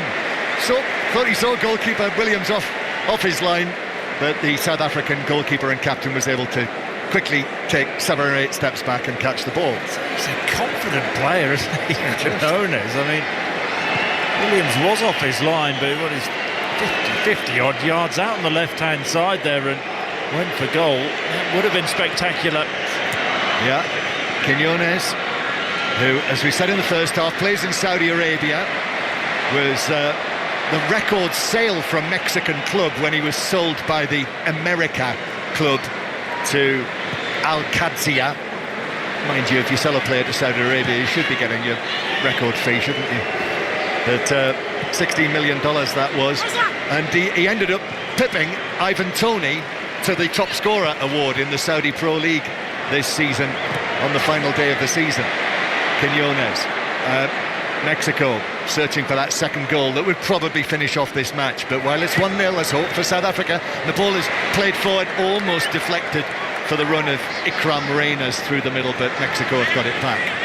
So I'll bring you through the Mexico team. South Africa as they started, with Williams in goal, Ocon, Sabisi and Mbakazi, the 3 central defenders that Dean Furman was talking about at half-time, this system that is being used here by Hugo Bros. Modeo on the right, ball through the middle. This is for Brian Gutierrez to chase, who's always been fouled on the edge of the area. And I think it's a free kick. Isn't he? It's a red. That's got to be a Must be a red. Yes, it is. It's a red card. He was the last man. The only thing is, Gutierrez. The only thing is, was he offside, Gutierrez? I think it was quite tight. I may be wrong, but he's really clever, isn't he, Gutierrez? Because he takes the ball across the defender, Sitoli, was it? Sitoli, yeah. And he draws the foul. Sitoli can't stop. It's really intelligent play. Yeah, he's onside, isn't he? The run is perfectly timed. Yeah, it was the midfielder Sitoli who's chasing him back. It's a bit of a clumsy tangle of legs. As Gutierrez has a touch. It's so clever. I mean, that's one of those. He gets his body in. Gutierrez takes a touch outside of his right boot across Sitoli. Sitoli, then, I mean, there is contact. Intelligent from Gutierrez. Sitoli's off. I mean, I don't think that's going to get overturned, is it? Unlike the Anthony Gordon decision in the match in Orlando last night. Gutierrez, it's his space. He takes the touch. It's his space to run into, and the fact he then just decelerates a little bit. Sitoli can't stop himself. The contact's there, and Mexico are in a brilliant place now. The numerical advantage as Sitoli walks off disappointingly. He's not left the field yet, and only now does he walk over the white line. Well, he must have dreamed of this moment. Spepele Sitoli to play in this match, in this brilliant setting, and he was caught out for the first goal that was scored by Quiñones, and now he's been sent off early in the second half, and Mexico have a free kick, very dangerous position. Raúl Jiménez standing to the left of the ball. It is Raúl Jiménez who hits it into the wall. It bounces, and then the shot from the angle from Gallardo with a packed 6-yard box in front of him. He sliced it well wide from the narrow angle, and it's behind. It's a goal kick. It's still Mexico 1, South Africa 0. but now South Africa are down to 10 men. Yeah, it's going to be very difficult from here on in. See whether there will be a change of shape. You would have thought so. And Gross, is he going to make any substitutions for South Africa? But I've got to say they've been outclassed, and even in that moment, Gutierrez, such an intelligent player there, draws the foul, draws the red. So the red card, the first red card of the tournament in the 49th minute of the opening match. And now, as Brian Gutierrez very nearly got away down the left-hand side, Mudeo was able to put in the challenge and put it behind for Mexico, corner. And they are, it feels like Mexico now, with their opponents down to 10 men, they've got their tails up. And now, as I'm sure they said in that Azteca dressing room at half-time, get an early goal in the second half. And that will see them on the way to an opening victory in the 8th match that they've played as the first match of a World Cup. So the corner taken by Alvarado, headed away on the edge of the 6-yard box as Reyes chases it, but across from the back comes Eric Lira for Mexico to pop it out of play for a throw-in on the halfway line, and the throw-in is taken back towards the edge of the penalty area. So yes, if you've just joined us, it is early afternoon here in Mexico City, but that you'll have to get used to the various time zones. I must say we're struggling to do that, as the ball is flicked centrally but straight out of play off Modiba, and it's a throw into Mexico halfway inside their own half. This World Cup being played across 4 different time zones. We'll go into another different time zone when we all fly to the United States tomorrow. And the next match for you to listen to on 5 Live, the second match of the tournament, is in the early hours of tomorrow morning. 3 a.m. it kicks off. South Korea against the Czech Republic. The other match in this group, Lee Blakeman and Clinton Morrison. And that's one of our commentaries that will be coming from Salford. So Lee and Clinton are going to be up in the middle of the night commentating on that one for you. But here in Mexico, the home side leading 1-0 and searching for that second goal with a pass down the right-hand side that the surging Alvarado can't reach, and it's out of play for a throw-in to South Africa. Chris Sutton. Yeah, it's not a change of shape. They still have the 5 defenders at the back, with the 3 centre-backs and the 2 wing-backs, 2 central midfield players and the 2 central strikers. I mean, they're just going to get mauled in the wide areas. South Africa, so much space for Mexico. You would think they would have to make a change, wouldn't you? As South Africa, just about their first attack of the second half. Reyes is on the right wing, plays it back to Mudeo, and then the ball into the centre field where Jaden Adams plays it to his left to Mokoena. And Mokoena, the number 4, they call him the heartbeat of this team. Well, somebody needs to produce something for South Africa. So far, Raul Rangel, who's had a dodgy moment or two, has not had a save to make. Forward again for South Africa, Mokoena. And then a shot from distance. It's on target, very nearly juggled by Rangel. It slipped out of his fingers, the shot from 25 yards from the left wing-back, Modiba. And he was just able to make sure that it didn't slip over his head and into the net. He's looked a bit ropey, hasn't he, Rangel? I mean, really poor handling. The shot had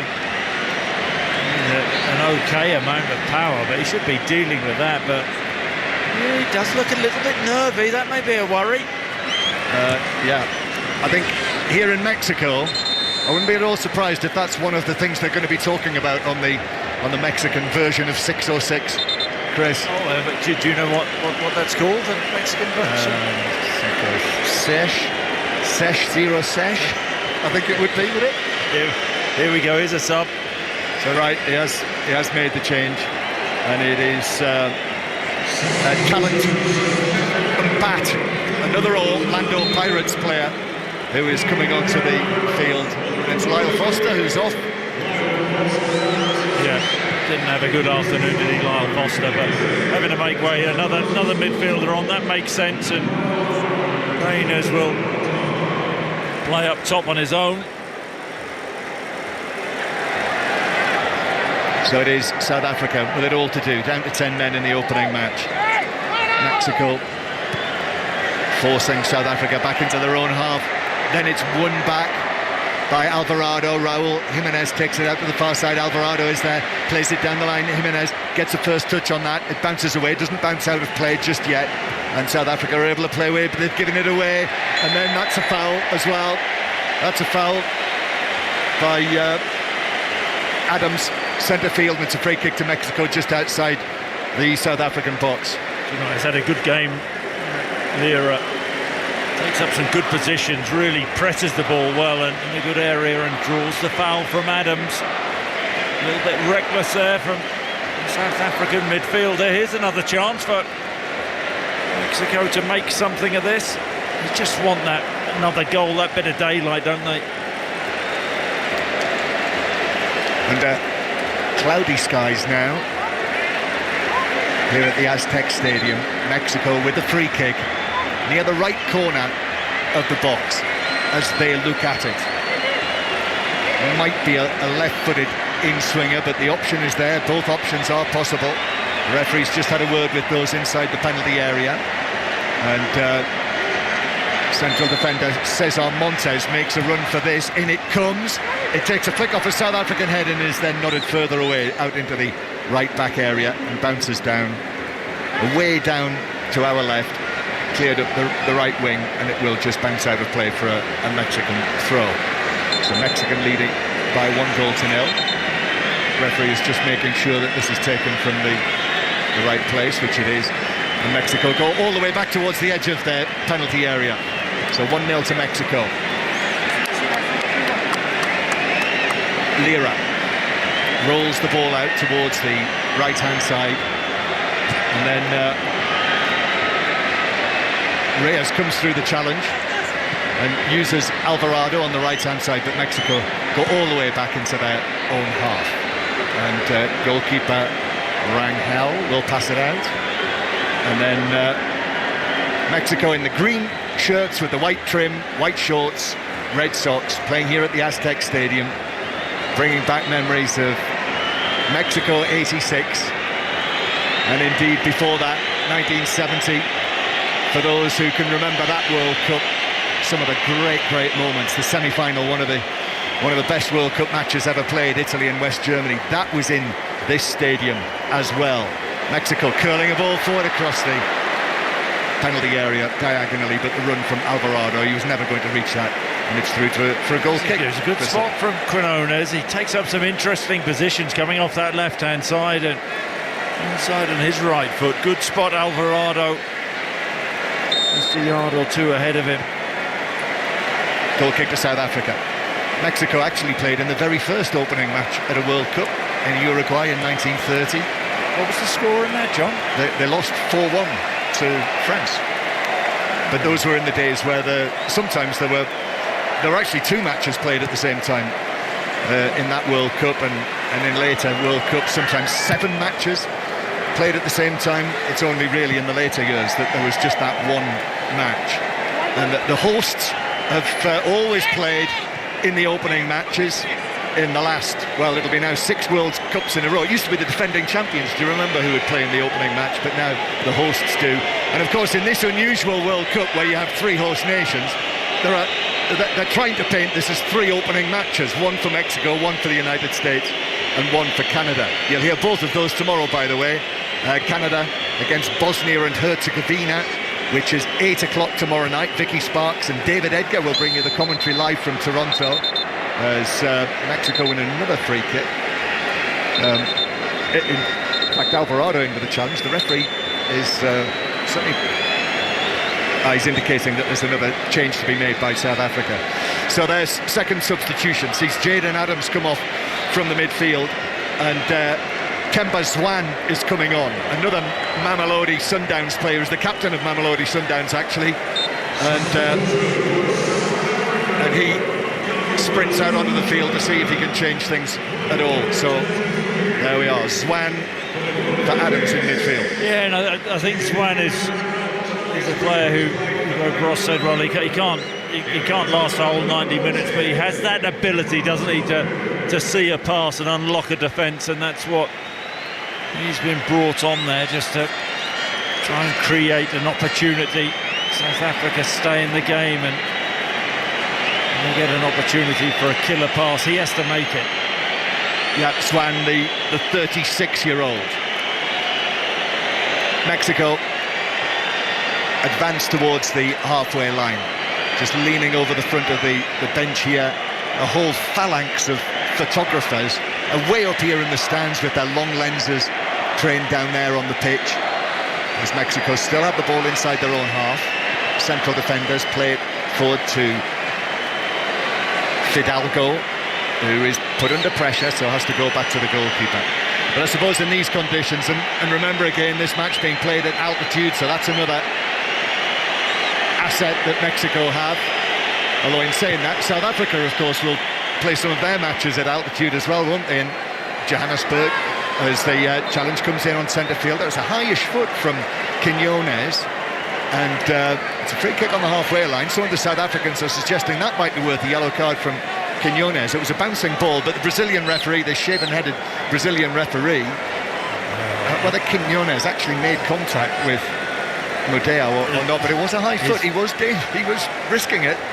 His boot is high, but there's no contact there really. So there's a contender for the simulation game, John. Right yes, there. You will be. There will be 606s, won't there, during the course of certainly will of this World Cup, all through the tournament, to have your say on it. We will also have, by the way, you'll get used to this, what we're calling Breakfast in America on 5 Live during the first fortnight of the tournament, which will come live from New York or Boston in the afternoons between 1 and 3 on 5 Live. South Africa attacking down the left, ball crossed through the penalty area. Reyners is optimistically suggesting that he might have been shoved over. Referees studiously ignored that. He's still going, Reyners, you know. It'll be interesting. Look at everything, but I mean, the ball was nowhere near him really when there was contact, but he felt that maybe he should have got something. Yeah, referee says get the. In fact, he's counting it down here. It's a goal kick to Mexico, and he's telling them to get on with it. And Mexico do take it, and goalkeeper has the ball at his feet. In Mexico, Chris, as Mexico played out from the back, they would call it the Juegos de Simulación, the simulation game. Yeah, they would. Throwing on the halfway line, South Africa to take this. You are a clever man, John. Well, George, to my right here, just showed me that, I have to confess. And goalkeeper Williams over the halfway line, chested down and taken out to the right by Cesar Montes. And really, since the sending off, not a great deal has happened. Do you know what? This place, Mexico, don't get another one in the next 10-15 minutes. It's going to get nervy, isn't it? The Azteca. Yeah. You can just see South Africa, nothing to lose. Giving the ball away there. Yeah, they have. So Brian Gutierrez thought about a shot, tried to play it through. I think actually the left back Gallardo would have been offside if he'd taken possession of the ball. As it is, it was overhit. So it's played away by Williams. We've got 25 minutes to play, and that second goal still hasn't come for Mexico. And okay, South Africa are playing with 10 men, but actually Aguirre, the coach, is going to change things up. He's going to make a double change, which is probably a wise move, just to try and get a little bit of momentum back here. Yeah, Gutierrez, he's coming off, and Fidalgo is coming off. So Brian Gutierrez and Fidalgo, and it is the wonder kid who is coming on, the 17-year-old Gilberto Mora, and what a reception he received there from the crowd. They wanted to see him play in this match. They wanted to see him start, and now he's on the field. The 17-year-old wearing number 19 on his back, and let's see what he's made of then. Yeah, the talk about him as being that creator and a great player for the future. Can he make an impact now? Well, at 17 years old, he becomes the 6th youngest player to appear at a World Cup, the 6th youngest man to appear at a World Cup. He's just slightly older than Pelé was by a few days when Pelé made his World Cup debut in 1958. Mexico on the attack after that double substitution. Luis Chavez is also on.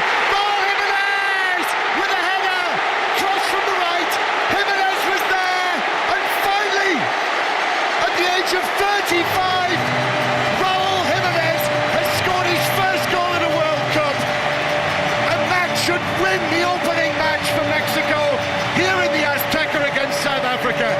2-0. Yeah, that was the second goal they needed. It's a really clinical header from Jiménez. It's a brilliant ball in, left-footed from the right-hand side. The pick out for Jiménez at the far post. He's 6 yards out. All he has to do is concentrate on the connection. An emotional Raúl Jiménez popping that one in, getting the second, the all-important second for Mexico. Brilliant cross. Jiménez free at the far post, and he heads the ball down past Williams, who has absolutely no chance. And this is as comfortable can be for Mexico now. 2-0. Raúl Jiménez, they're still celebrating down there on the pitch. They're still celebrating in the stands. Again, the sombreros are being thrown all around the 3 tiers of the stadium. And Raúl Jiménez, in his 4th World Cup now, at the age of 35, a long, long wait. It's his 7th appearance at a World Cup, the first match that he started, and finally he scored. And that should do it. Yeah, it should do it. It's such an important player for this Mexican team. Gives them that option. They can go long into him. He'll run in behind. And often people think he isn't, or he doesn't score enough goals, but he gives so much to the team, and that's such an important goal because it just settles everything down now for Mexico. And it's going to be a long 22-25 minutes now for South Africa. And with that, it's time for the hydration break, which rather strangely, I don't know where this is coming from, but what is that? There's water coming down from the roof onto us. Yeah. That is really odd. It's not raining though. Well, it may be on that particular part of the roof, John. Just where's that coming? Look, these splashes of water are coming down. How very odd. It doesn't seem to be coming down anywhere else other than on me. Well, parties in the stands now, all around the stadium. The hydration break has taken place. Raúl Jiménez has got his goal after Quiñones scored early on in the match. And South Africa playing with 10 men. They've got to be beaten now, Chris, haven't they? Yeah, well, bit of Mexican magic, John. What is that? What was that again? Mexico, Mexica? The Mexico. Mexico. But South Africa, I mean, they've been well beaten, haven't they? Yeah, it's been a really difficult afternoon. The unknowns coming into this competition, really. No, it's been a really disappointing afternoon. They've been outplayed, outthought. And the water is pouring down onto my desk. You can probably hear it splashing on the desk in front of me. 20 minutes to play. 2-0 to Mexico, on the way to victory, on the way to a win for the first time in an opening match for Mexico. After 5 defeats and 2 draws, they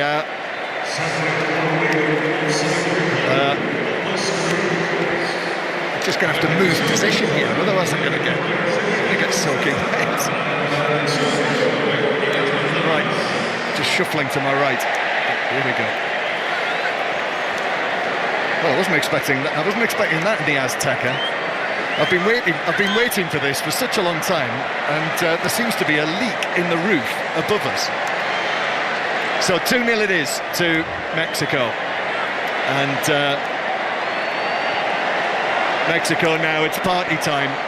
We were told yesterday, Chris, I went to the British Embassy yesterday to interview the ambassador, and the brilliant staff there. I must mention Gary, who is a Burnley fan. He wore his Burnley shirt for our visit to the embassy. His dad used to play for Burnley, and he was telling us that if Mexico win, Mexico City is going to be amazing tonight. Raul Jimenez carries the ball forward, but the offside flag is up against him, and it's a free kick to the South Africans. But it does feel like the party has already started. And actually, it must be raining heavily on this side of the stadium, because I can see people have put ponchos on in the stands. So that rain has started. And remember, thunderstorms were forecast, severe weather was forecast. So Mexico need to get through the remaining 20 minutes of this match ASAP before we have, the potential of a weather interruption. Can you imagine what that would do? It's amazing, because from our position, as we look up, we have a fair bit of blue sky out in front to our left. Mexico break forward with the ball. Raul Jimenez with a nice throw. He was blocked. Was he blocked? The referee says no, he wasn't. Well, the defender came across, and they came together. He's saying clearly it was a shoulder-to-shoulder challenge, and even though Jimenez is down on the ground, oh dear me! I mean, that looked like he blocked Raul Jimenez there as he came across Mbakazi. I mean, Raul Jimenez has gone down quite dramatically. Yeah, I don't think it's a penalty. I think Mbakazi, he spots the danger. Clever little ball. I think it's from Chavez, isn't it, into Jimenez, who makes a diagonal run. Good run it is, but Mbakazi just gets across and checks him with his right shoulder. So Quinones is fouled in the centre circle. That was quite blatant as well. Yeah, yellow card comes out for that. So that is another yellow card for the South Africans. And Sabisi just wanders away from that, just takes the yellow card that's been shown to him, and a free kick to Mexico in the centre circle. Javier Aguirre, the Mexico coach, is standing there with his arms apart to the referee, saying, some of these challenges from South Africa. Rough house. But I mean, he's shown the yellow card, hasn't he? Yeah, they've been well and truly outplayed, haven't they? They rocked up at the stadium with the dancing shoes on, but the problem has been when they've put the football boots on, there hasn't been a lot of football played. Yes, they did. They got off the coach, and really strikingly, the South African squad as a whole, danced their way into the stadium, and indeed danced their way out onto the pitch before the match. It was a demonstration, a show of their team unity. But today they're being beaten by the better team. Mexico have been far superior and lead by 2-0. And the rain, and strangely, we've got blue sky above the stadium, but it does appear to be raining very heavily on this side of the stadium. Another change is about to be made. Mexico on the attack, ball towards the edge of the penalty area, worked forward by Gallardo. He's gone down, stayed down. Oof, my goodness, that was a challenge on Luis Chavez. Clean challenge, says the referee. South Africa take it away towards the halfway line, and then Mexico commit the foul, and it's a free kick to South Africa. I think it was Mbakazi. I mean, that was a challenge out of the 1980s, that was, John, but he did win the ball. I don't mind seeing that, but often you see referees go up for a foul there, but clearly the South African players getting frustrated. Now 2 double changes taking place. That's it for Raul Jimenez at the age of 35. He's got his goal. So he's going to be replaced by Edson Alvarez and Armando Gonzalez, another of the big favourites here. What a reception that is for Armando Gonzalez of Guadalajara, 23 years old. And he races onto the pitch. I mean, what a great feeling that must be here in the Azteca in the opening match, to come on and receive an ovation like that. Well, what an incredible burst of pace onto the pitch. He ran on like an Olympic sprinter there, didn't he? And South Africa, a police is coming on into the midfield for South Africa.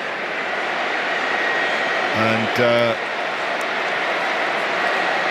the ball goes all the way back to Williams, the goalkeeper. Long and right-footed from him, downfield, but that's over the top of Cesar Montes and through to the goalkeeper. So Reyners is off, and Modiba is off, with Evidence Mahopa and Oswin Apolis coming on for South Africa. Modiba looks like he has a bit more physicality than Foster and Reyners. It's going to be a long end to the game for the South African team. Yeah, this is going to be a long, what is it, less than 15 minutes to go, but the party's already started here. The rain is not dampening the enthusiasm of these Mexican supporters here at the Aztec Stadium, as Cesar Montes goes back to his goalkeeper, Rangel. Just took a moment. He's a dodgy keeper, he is. He just got the ball onto his other foot and was able to pass it away. Yeah, without doubt there is going to be some pressure for Ochoa to play in the next match for Mexico, which is against South Korea in Guadalajara next Thursday. If you have just switched on, the opening match is very much going Mexico's way. In the early hours tonight, listen to South Korea against the Czech Republic. That kicks off at 3 o'clock in the morning. Of course, all of the highlights you'll see on the BBC website. And Mexico making another change now. And it's the goal scorer who has etched his name into Mexican football history tonight. Julian Quiñones scoring the first goal in the 9th minute of this World Cup.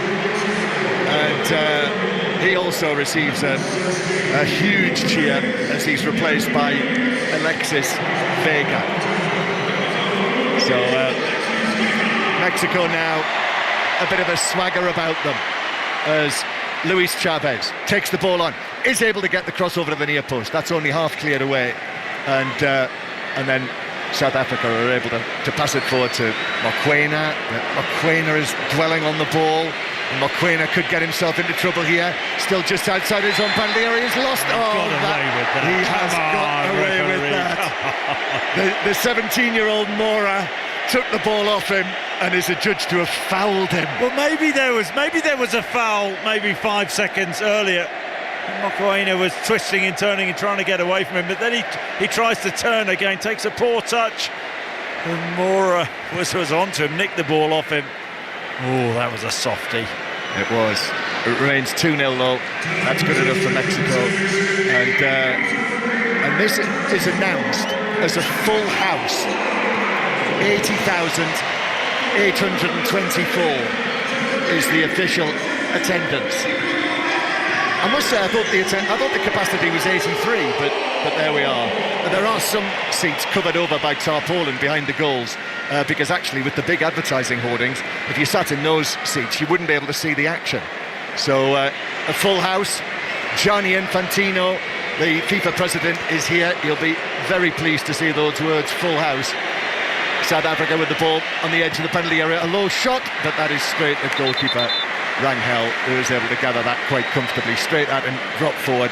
It was struck by the substitute Apolis, but straight at the goalkeeper. And actually, Alvarado, I think, in trying to block that, has ended up. No, I think there was an earlier incident into the box where Alvarado gets caught by a South African player. Yeah, but he's all right. He's climbing to his feet. 10 minutes to play, and the songs begin again. Listen to this. This is the sound of the Azteca on the day that Mexico City are on their way to victory in the opening match at this World Cup, of which they are co-hosts.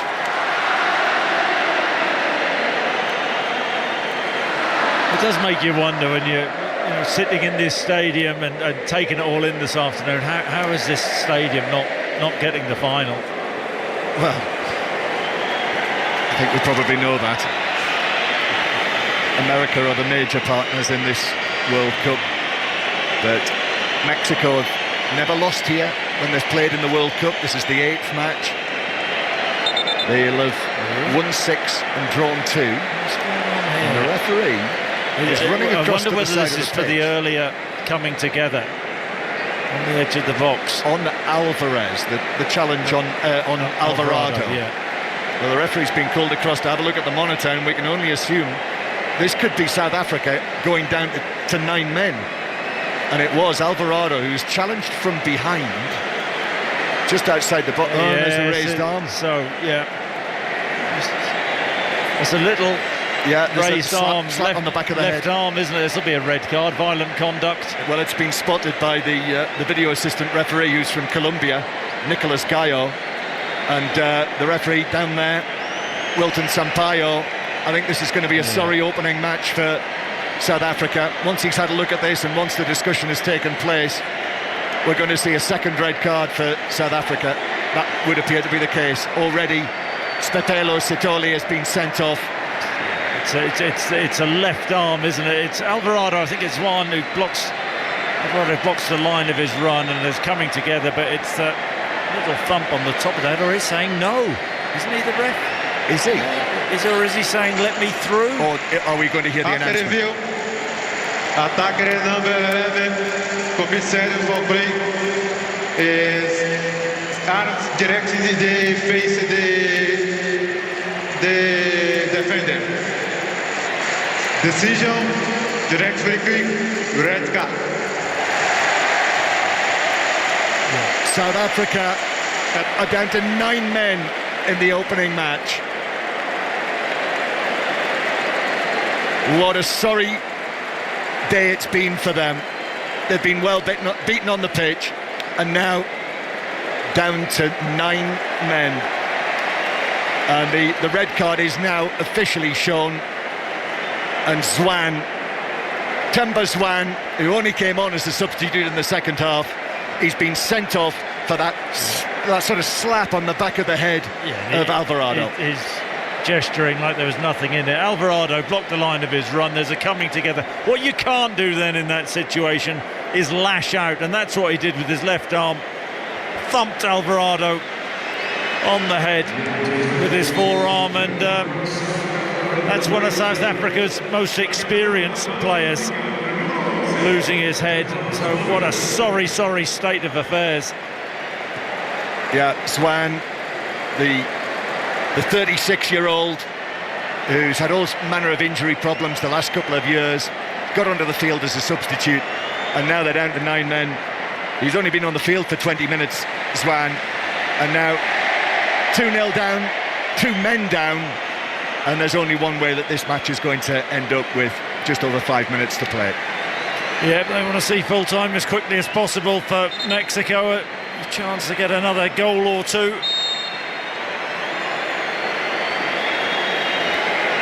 Goal kick it is to South Africa that Williams is going to take. I think that what must have been a very heavy rainstorm, although the rain is still coming down through that hole in the roof right above my head. I can't believe I'm the only one who's got the hole in the stadium roof above them. But there we are. We know that the World Cup is going to send you all sorts of challenges, and that's the first one. And I should have had that sombrero. That would have kept the rain off.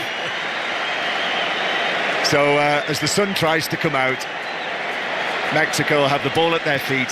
A long right-footed pass out towards the left-hand side. Gallardo controls that, plays it infield. Mexico have got all of the time and the space. They've got the run of the Aztec Stadium now, with South Africa, the 9 men of South Africa dropping back into position. As for the home nations at this World Cup, Scotland play on, well, it's Saturday over here, it's the early hours of Sunday back home, 2 a.m. BST against Haiti. So 5 Live all over that. Alistair Lamont and Pat Nevin will bring you the commentary there. And England play first on Wednesday, 9 o'clock UK time, in Dallas, which is where I'm heading next, against Croatia.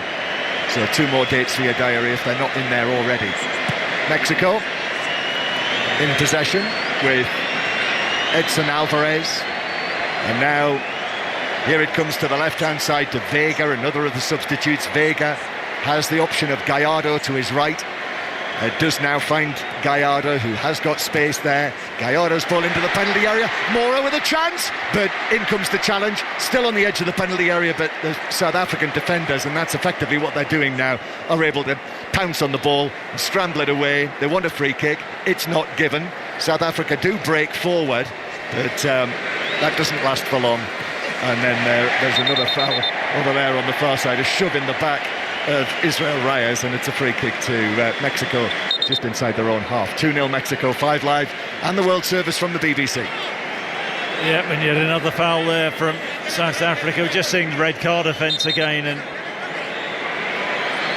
someone just lashes out with his left arm. That pretty much sums up South Africa's afternoon, and they're going to have to somehow recover in Group A, aren't they? Possibility of a third place in the group being enough for them, but little margin of error. But what a start for Mexico. What a start for Mexico. What a terrible start for South Africa, who now will be right up against that. Obviously those two players will be suspended for their next match against the Czech Republic in Atlanta on Thursday, but also the damaging effect of this as well when they've been so well beaten. Absolutely. They'll have to somehow dust themselves off and move on to the next game and hope they can get a positive result. 5-3 formation now. They just want this game to end. It's a sorry end. Yes, it is. Mexico, low ball played in towards the edge of the area, and Gonzalez is after that, but then another challenge comes in. The referee's quickly over there as well, and just to make sure that there's no reaction after that challenge on the substitute Gonzalez. A different type of player, isn't he, centre forward to Jimenez?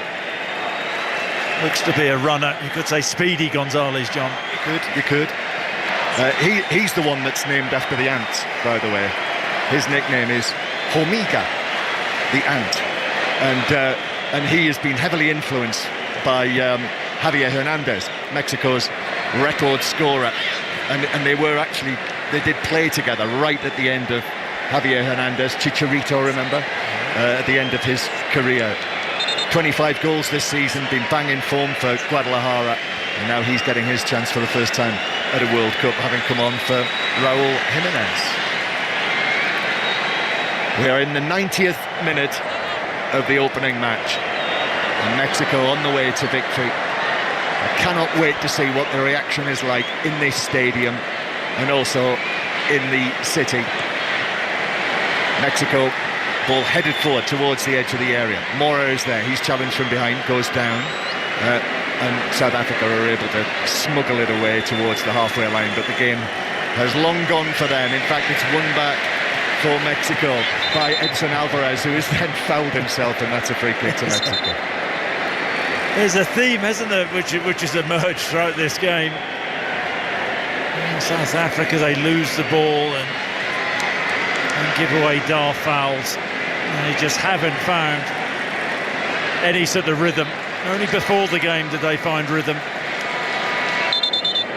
So the 90 minutes are up. Here comes the fourth official, and he's shot 7 minutes. Another 7 minutes of torture for South Africa.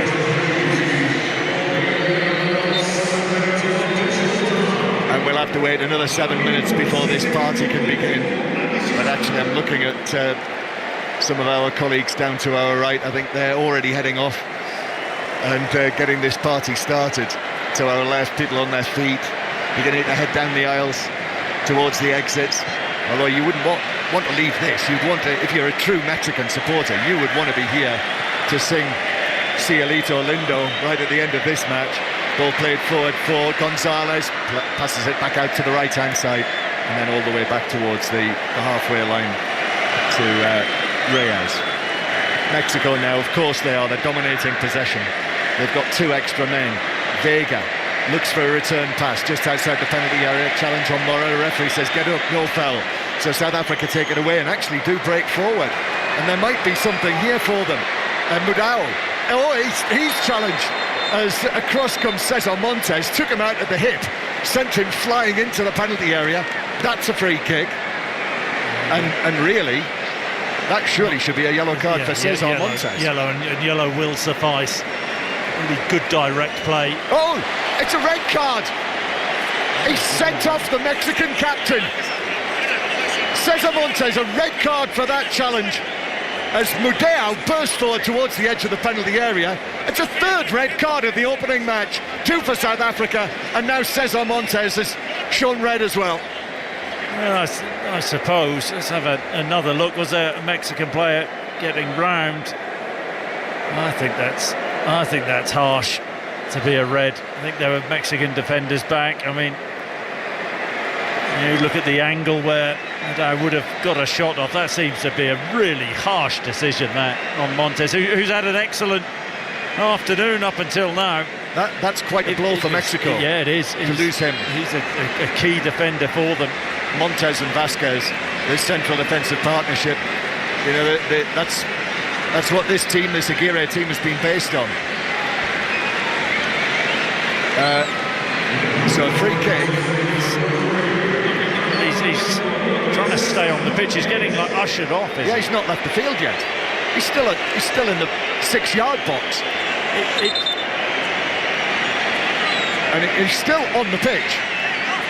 He's walking away towards the far side because the tunnel is actually on the opposite side of the ground to the dugouts here at the Azteca, and he has now finally crossed the white line. I mean, it was a trip, wasn't it? I mean, it wasn't a wild challenge. I mean, the referee must be denial of an obvious goal-scoring opportunity. Not sure about that. No, absolutely not. The angle which he would have got the shot off, and the argument defenders would have got. It wasn't a great challenge. No, but it wasn't a denial of a goal-scoring opportunity like the Sitoli foul was that led to his red card. It's a free kick, nevertheless. Mokoena is going to take this, or is it actually Mbakazi is there as well? Mokoena just places the ball. That's usually the sign of who will take it, but it could be Mbakazi. It's laid back to Mbakazi, but it's too late. The touch was too heavy, and the wall broke forward and just smashed it away downfield, and then fired forward for South Africa again, headed towards the halfway line. It nearly was a one-on-one for Mexico. There's a free kick on the edge of the box.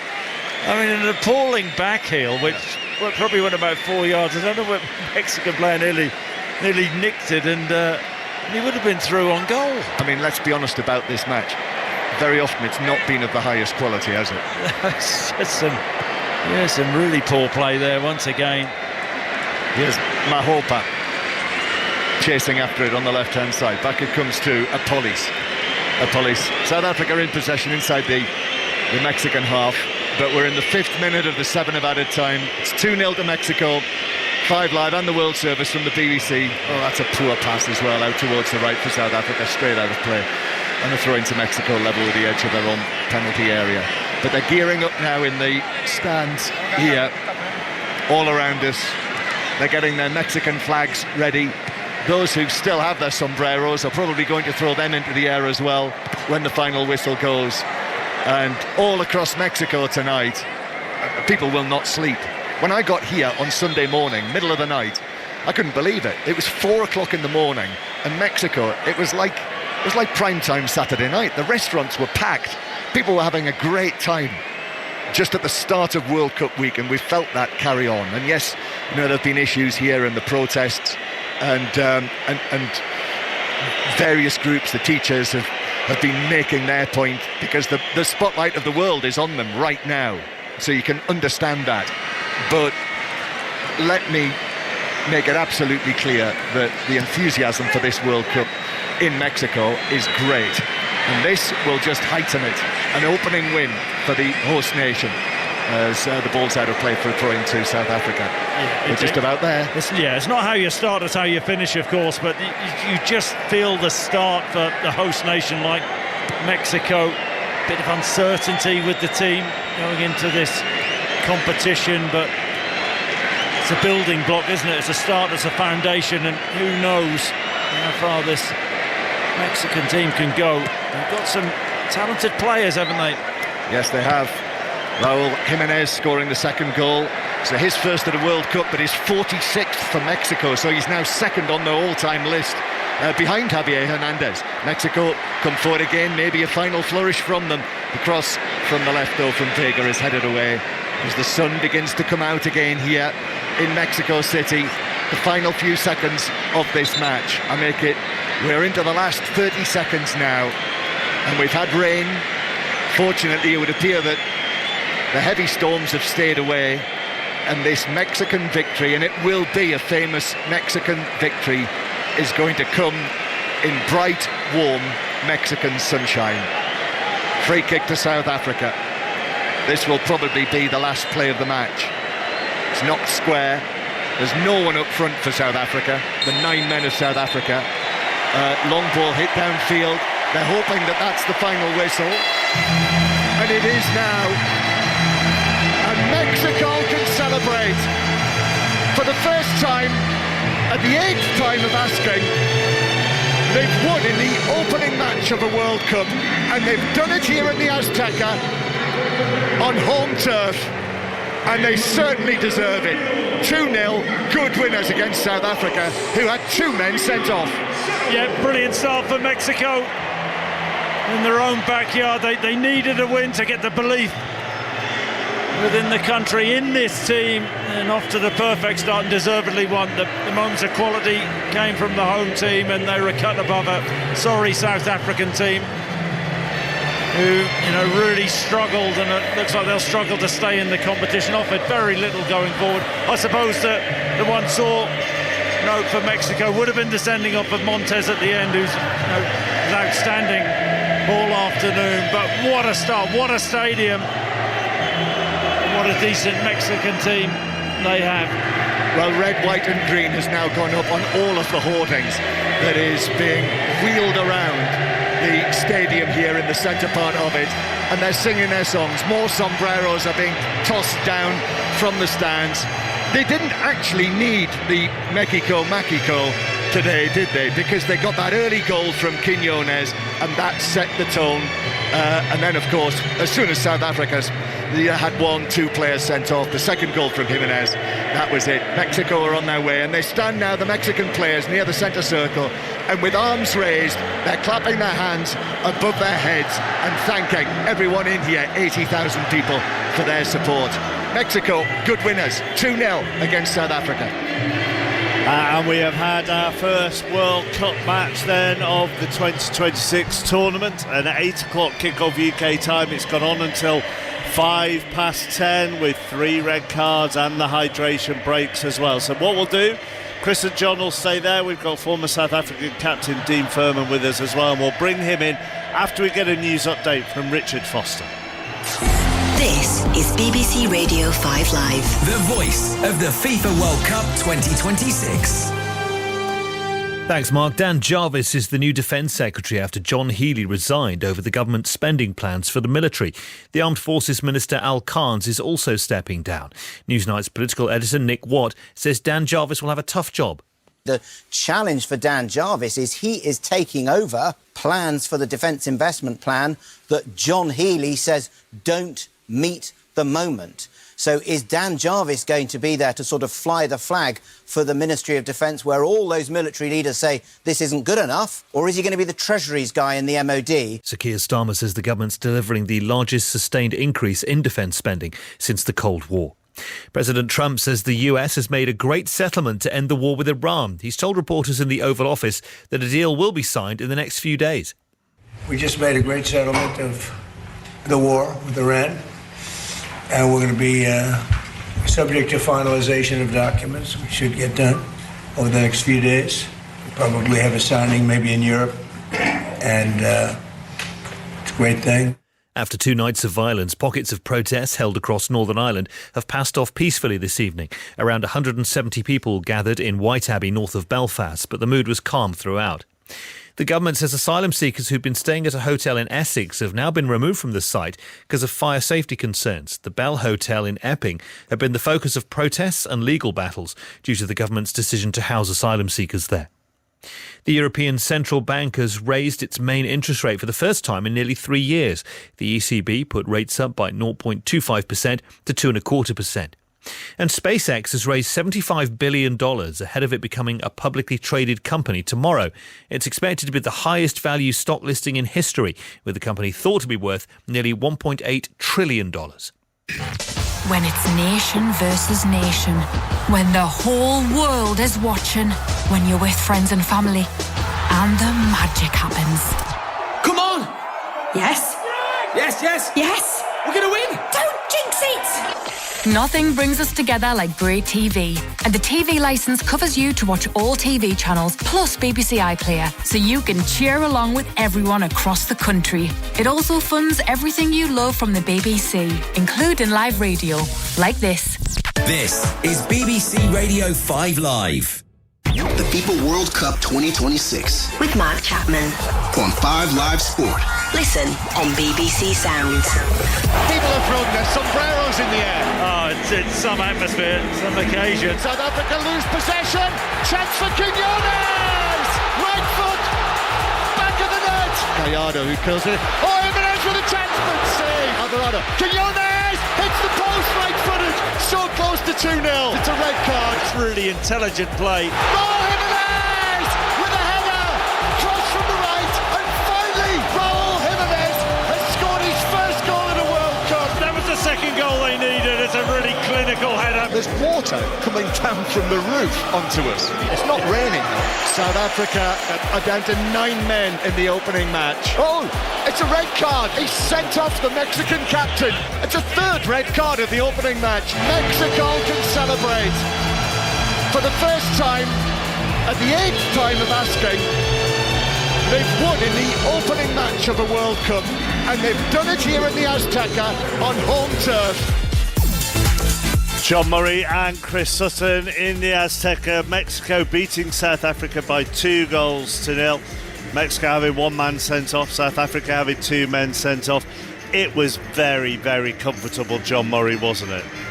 Yes, it was, and in truth, it wasn't the highest quality of match that we'll see at this World Cup, but Mexico were good winners. They were the better team. It's a really disappointing start for South Africa. Of course, the sendings off Sitoli and Zwan in the second half, but it was the opening goal from Quinones that set the tone in the 9th minute when South Africa lost the ball. Sitole lost it on the edge of the penalty area. He had a real day to forget.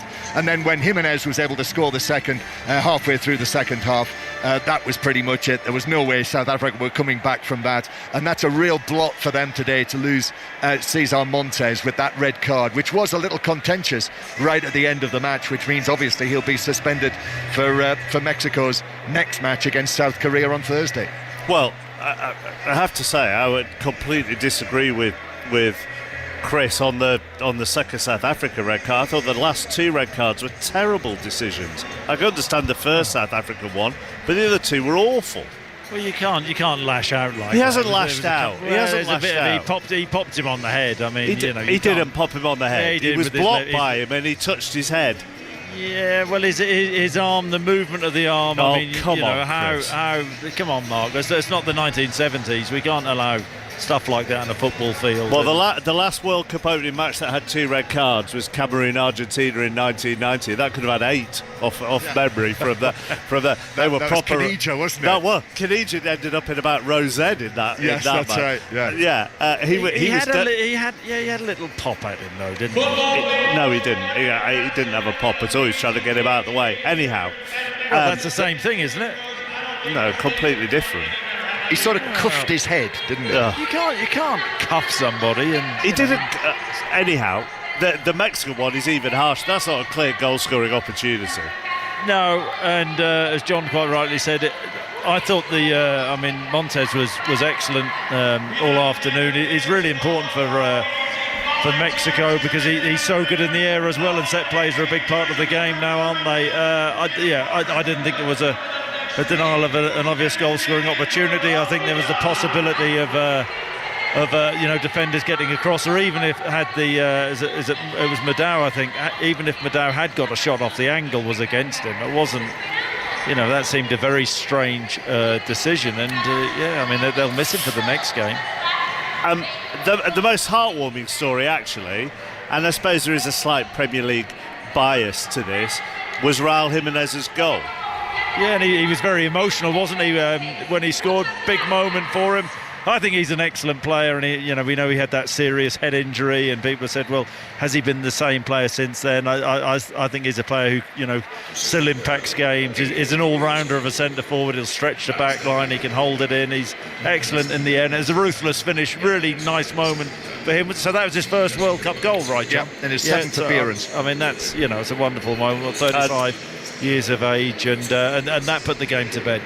7th appearance, 4th World Cup. I suppose if you're going to break your duck for a host nation, to do it in the Azteca is quite good, really.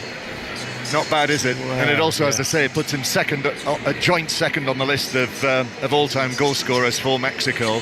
But I think it's just, having gone to now 4 World Cups and having, as a centre forward, not been able to score in 3, and actually, never started. So this was his first start at a World Cup. I think that's why all of the emotion poured out. Dean Furman, former South African captain, is with us as well. I mean, everything that could go wrong did go wrong, really, didn't it, from a South African perspective? Mark, it was an absolute nightmare from start to finish. I think we came out, we didn't learn from our mistake in the first half. I said at the start of the second half, we've got to ride the wave for the first 15 minutes, make sure we stay in the game. Minute in, Williams passes the ball straight into midfield again, gives it straight to Mexico. A couple of minutes later, they're at 6s and 7s again. They lose Sitole to a red card because they're all over the place. And then the discipline just went out the window. I mean, I hate to say it, but I actually agree with Chris. I think I know Themba Zwane well. I've played with him for years and years. I know it's incredibly soft, but it's the modern game. You can't lash out, even if it's soft. Lash out, Mark. It's yeah. Well, Dean, it's been nice working with you. No, wish you well for the future. But no, go on, carry on. It's going to be an interesting World Cup if that's what we're giving red cards for. But that is the game today. You can't do that. And to lose someone like Themba Zwane, he's the experienced member of the team. He's the one who's going to come on if a game's tight and add a little bit of quality. But South Africa were just miles off it. There's really not one player on that pitch in a yellow shirt who can hold a hand up tonight and said they did themselves justice, unfortunately. And we talked about where the attacking threat was going to come from. I've got some stats in front of me comparing Raul Jimenez and Lyle Foster. Jimenez had 4 attempts at goal. 2 of those were on target. He obviously scored 14 completed passes. And you compare that with Foster, 1 attempt on goal, none on target, 2 passes completed. So I'm not pinning all the blame on him there. I'm highlighting really a lack of service, lack of support. He never stood a chance, really. Yeah, well, there was a significant golfing class, I think, throughout the game. And I said beforehand, when South Africa are on song, they're very hard to stop, but they do play high risk football, and when they're not quite on their game as they were today, the amount of turnovers is just incredible, and we saw that throughout the match. Nobody was out there who took the sting out of the game, who put their foot in the ball, who controlled the tempo of the game. It was just turnover after turnover after turnover, and when you're playing against quality opposition, 9 times out of 10 you get punished. In fairness, Mark and Dean, to Lyle Foster, I mean, they went with the sort of back 3 and went with 2 strikers up top, but they never linked up. And they both seem, and Dean, you tell me if I'm wrong, but they both seem to be the type of strikers who will thrive off someone getting on the half turn and sliding a ball through to them. That seems the type of strikers they are. Lyle Foster, you can't compare him to Jimenez in the type of striker he is. Jimenez is an all-rounder. He's got that physicality. He'll run in behind. It's very difficult to play against. As a centre half, he can stretch you, he can do what he likes with you, and he has that physicality. He can back in, hold up, link up. But I think Foster really, we can be critical of him, and he was clunky with some of his link up in the first half and not clean. But I felt sorry for the South African forwards. They didn't get a lot of service. Let's hear from the South African manager, shall we? Here is Hugo Broos. I think the first red card, I don't think we have to say something about it. But the second red card, I think the Mexican player blocked my player. That happens. The referee decides something else. So this is it's a little bit pity that we have to finish this game with 9 players. How much did you think the occasion and the atmosphere played in the game today? I think my team played a good game. Some moments in the game, Mexico was even desperate. They didn't know how to find the spaces, so everything was good. The only thing that must be better in the next game is when we have the ball. That was not so good today, so we have to work on it. Well, you agree with the last bit, Dean, don't you? I'm not sure you would agree with his assertion that Mexico were desperate. No, I think Mexico were in total control from minute one.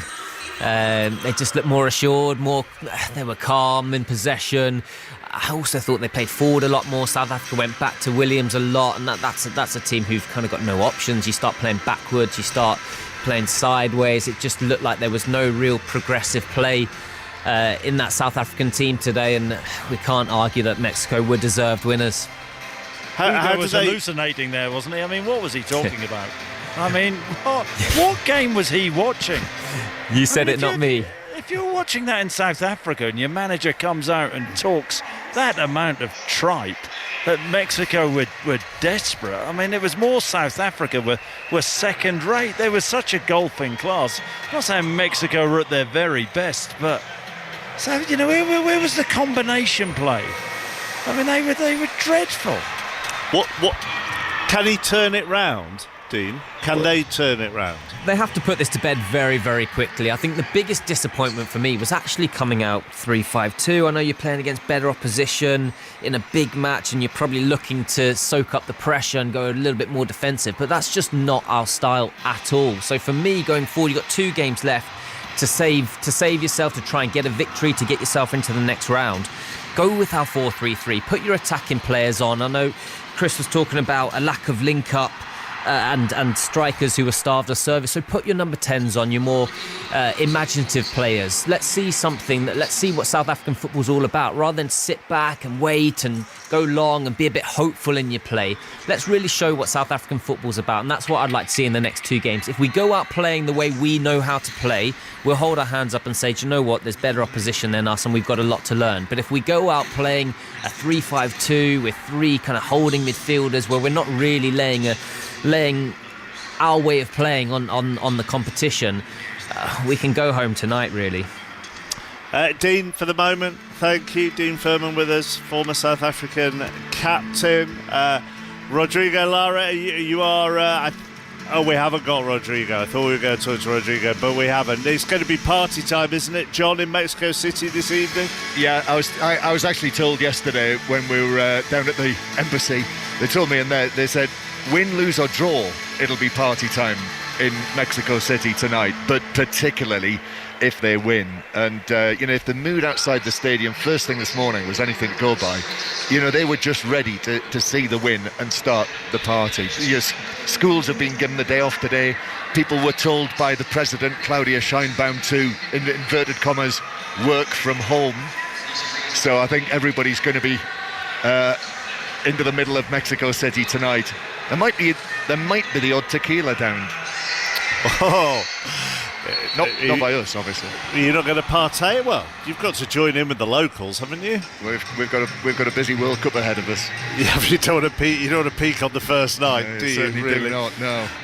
Apart from the red card, Mexico can take plenty of positives, though, Chris, can't they? I mean, if you think, Quinones getting his account up and running, top scorer in the Saudi League, the season just gone. Raul Jimenez getting his World Cup account in general up and running as well. They managed to get Gilberto Mora on for a bit in the second half. There are plenty of things that will point in the right direction for Mexico.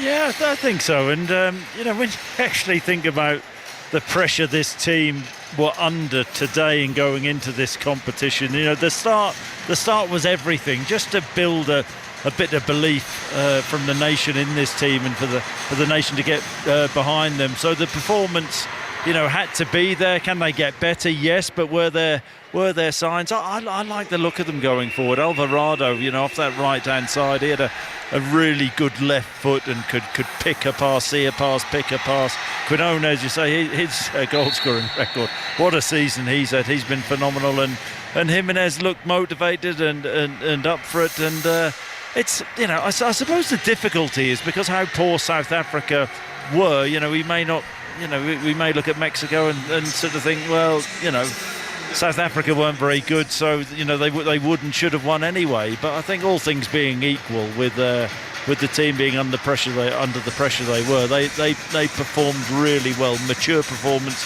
good performance, but it's the first small step. But they play Mexico, all three of their group matches here in Mexico, of course they do. So the next one's Guadalajara against South Korea, and then back here against Czech Republic. If they do win the group, that ensures that they will play again here, and that could be Scotland, depending on how couldn't it? things go. Yeah, could be Scotland coming here. So Scotland would be coming here to Mexico City at altitude. If they win that, then it could be England coming here to altitude. And I'll tell you what's interesting, Mark, it feels like this has not been greatly talked about. But when you go back and look at the World Cups in Mexico in 1986 and indeed in 1970 as well, the amount of preparation that teams made to play at altitude at that World Cup. Brazil in 1970 spent, I think it was over 30 days in Mexico to prepare for playing at altitude.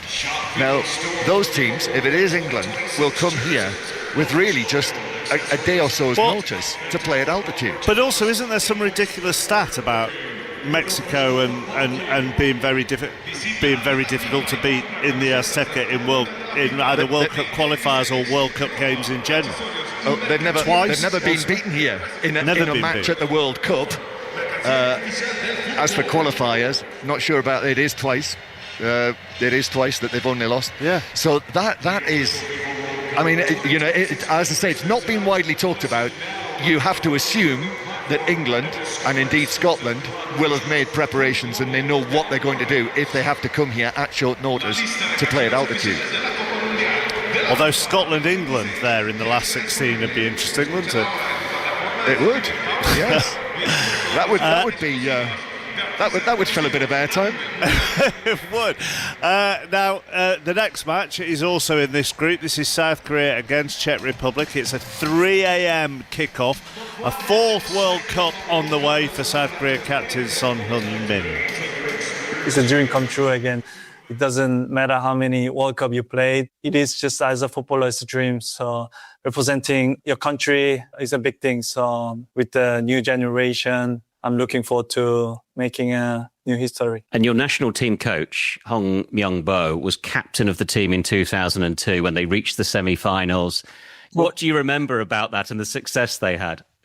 Wow, that was crazy time in South Korea, So I think back in the day, 2002, I was probably 9 or 10. And when it was on the game day, the school was stopped. Everybody was on the street. And it was just crazy. I remember that. And as a little kid, it was just good because I didn't have to go to school.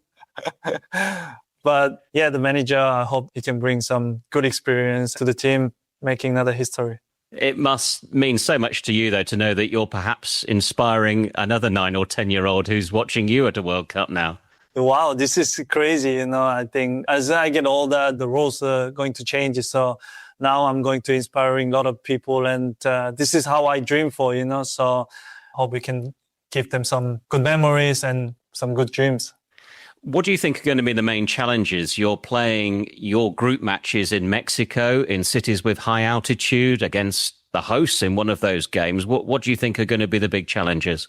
I mean, probably every day is going to be a big challenge, First of all, we're facing Czech Republic, Mexico, South Africa. Those teams are really, really strong team, but normally never play in altitude conditions. But this is how it is, But I think the biggest challenge is against us, So the camp will be very, very important. Football is all about the details, and World Cup is everybody's dream. So as a footballer, everybody loves the challenge and the fight. So I'm looking forward to it. So that was Son Heung-min talking to Lee James. Clinton Morrison, part of our commentary team for this one evening. Good evening, chappers. Firstly, what are you doing between now and 3 a.m? Trying to get some sleep. That's what I'm trying to do. Nah, not really. I can't sleep, can I? I'm not trying to sleep, mate. I can't sleep. I'll be fine. I'm just chilling out, relaxing, and looking forward to the game. This is This feels like quite big for South. It's obviously big for all teams at the World Cup, but South Korea had a great 2002 World Cup, and they were co-hosts there. Since then, they get to a World Cup, and then sort of flatter to deceive, really. Yeah.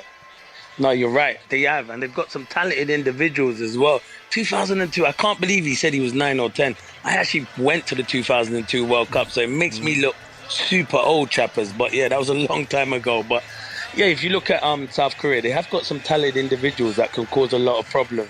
I've just watched the Mexico-South Africa game as well, which it's a hard one to call in this group. But I do think if South Korea turn up and their big players turn up, they've got a good chance of getting out of this group, that's for sure. Well, they will certainly have watched tonight and think that they've got nothing to fear from South Africa, won't they? Oh, definitely. South Africa, the goalkeeper annoyed me a lot, playing out from the back. He kept on doing it the whole game. I do think some of the red cards, though, chappers, I think we'll be talking a lot about the refereeing decisions in some of these decisions with the red card. But South Africa, they were nowhere near good enough. So they do feel they've got a good chance of getting the 3 points against South Africa. That's for sure.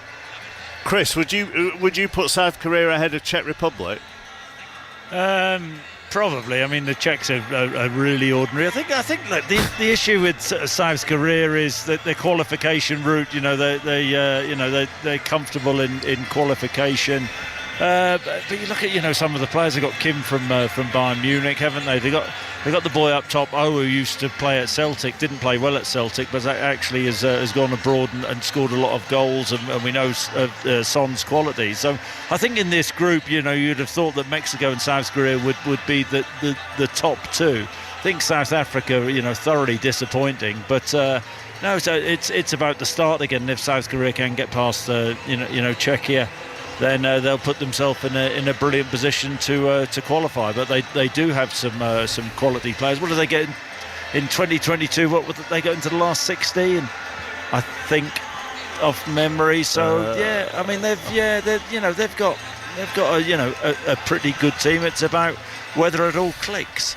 Having said that, South Korea haven't had a brilliant warm-up here. They've been thrashed by Ivory Coast. Not in March. They were thrashed by Brazil last year. They have some very dispiriting results from time to time, Clinton. Yeah, well, you want to go into a tournament full of confidence. They're not going to be going in full of confidence. But it's tournament football. You have to forget about that now, chappers, and just hit the ground running. As I said, they would have watched that first game. They wouldn't have. They would have been. They would have been watching that first game and seen South Africa were nowhere near it. They've got a chance. Mexico, they looked good, Mexico, but South Africa didn't really give them a test. It's about what South Korea. This is a big game for them, as Chris said. I do think them and Mexico will finish in the top two, and you never know. Where if they finish third and they get enough points, they could get through to the next stage, Czech Republic. But for me, this is the big game. South Korea have to take the 3 points in this game. Right. The last couple of results have been good, though, Mark. They beat Trinidad 5-0, so that will give them a fair bit of heart. So I'm taking the positives. You are, Chris. That's been the case. He's always a positive guy, isn't he? You know what Chris is. All evening, Clinton. Right. Set an alarm just in case you doze off, Clinton. See you soon. Cheers, all right, mate. Take care. Clinton alongside Lee Blakeman for South Korea against Czech Republic at 3 a.m. Tomorrow, Canada against Bosnia at 8 p.m. with Vicky Sparks live in Toronto. So offer for one tequila, John and Chris? Well, I'll have one if John has one. Yeah, I'm not really a tequila man. Yeah, but when in Mexico... Yeah, they've sent the wrong commentator to Mexico for tequila. We'll have one, Mark. All right, you have one on John's behalf. Well, we will do, John. Where are you two cropping up next before I say bye? Well, we go our separate ways, don't we, Chris? Yeah, well, I go to Houston, who have a problem, because I'm going there. And, and where are you? Well, I'm also going to Dallas. I'm going to Texas to Dallas, although we're staying in Fort Worth, which I think was where Pam Ewing was from, if I remember rightly. What a multicultural evening we have had. Chris, John, thank you. The 2026 World Cup is up and running. Co-host Mexico beat South Africa by 2 goals. South Korea, Czech Republic on the way at 3 a.m. Next on 5 Live, it's Casa Arlo.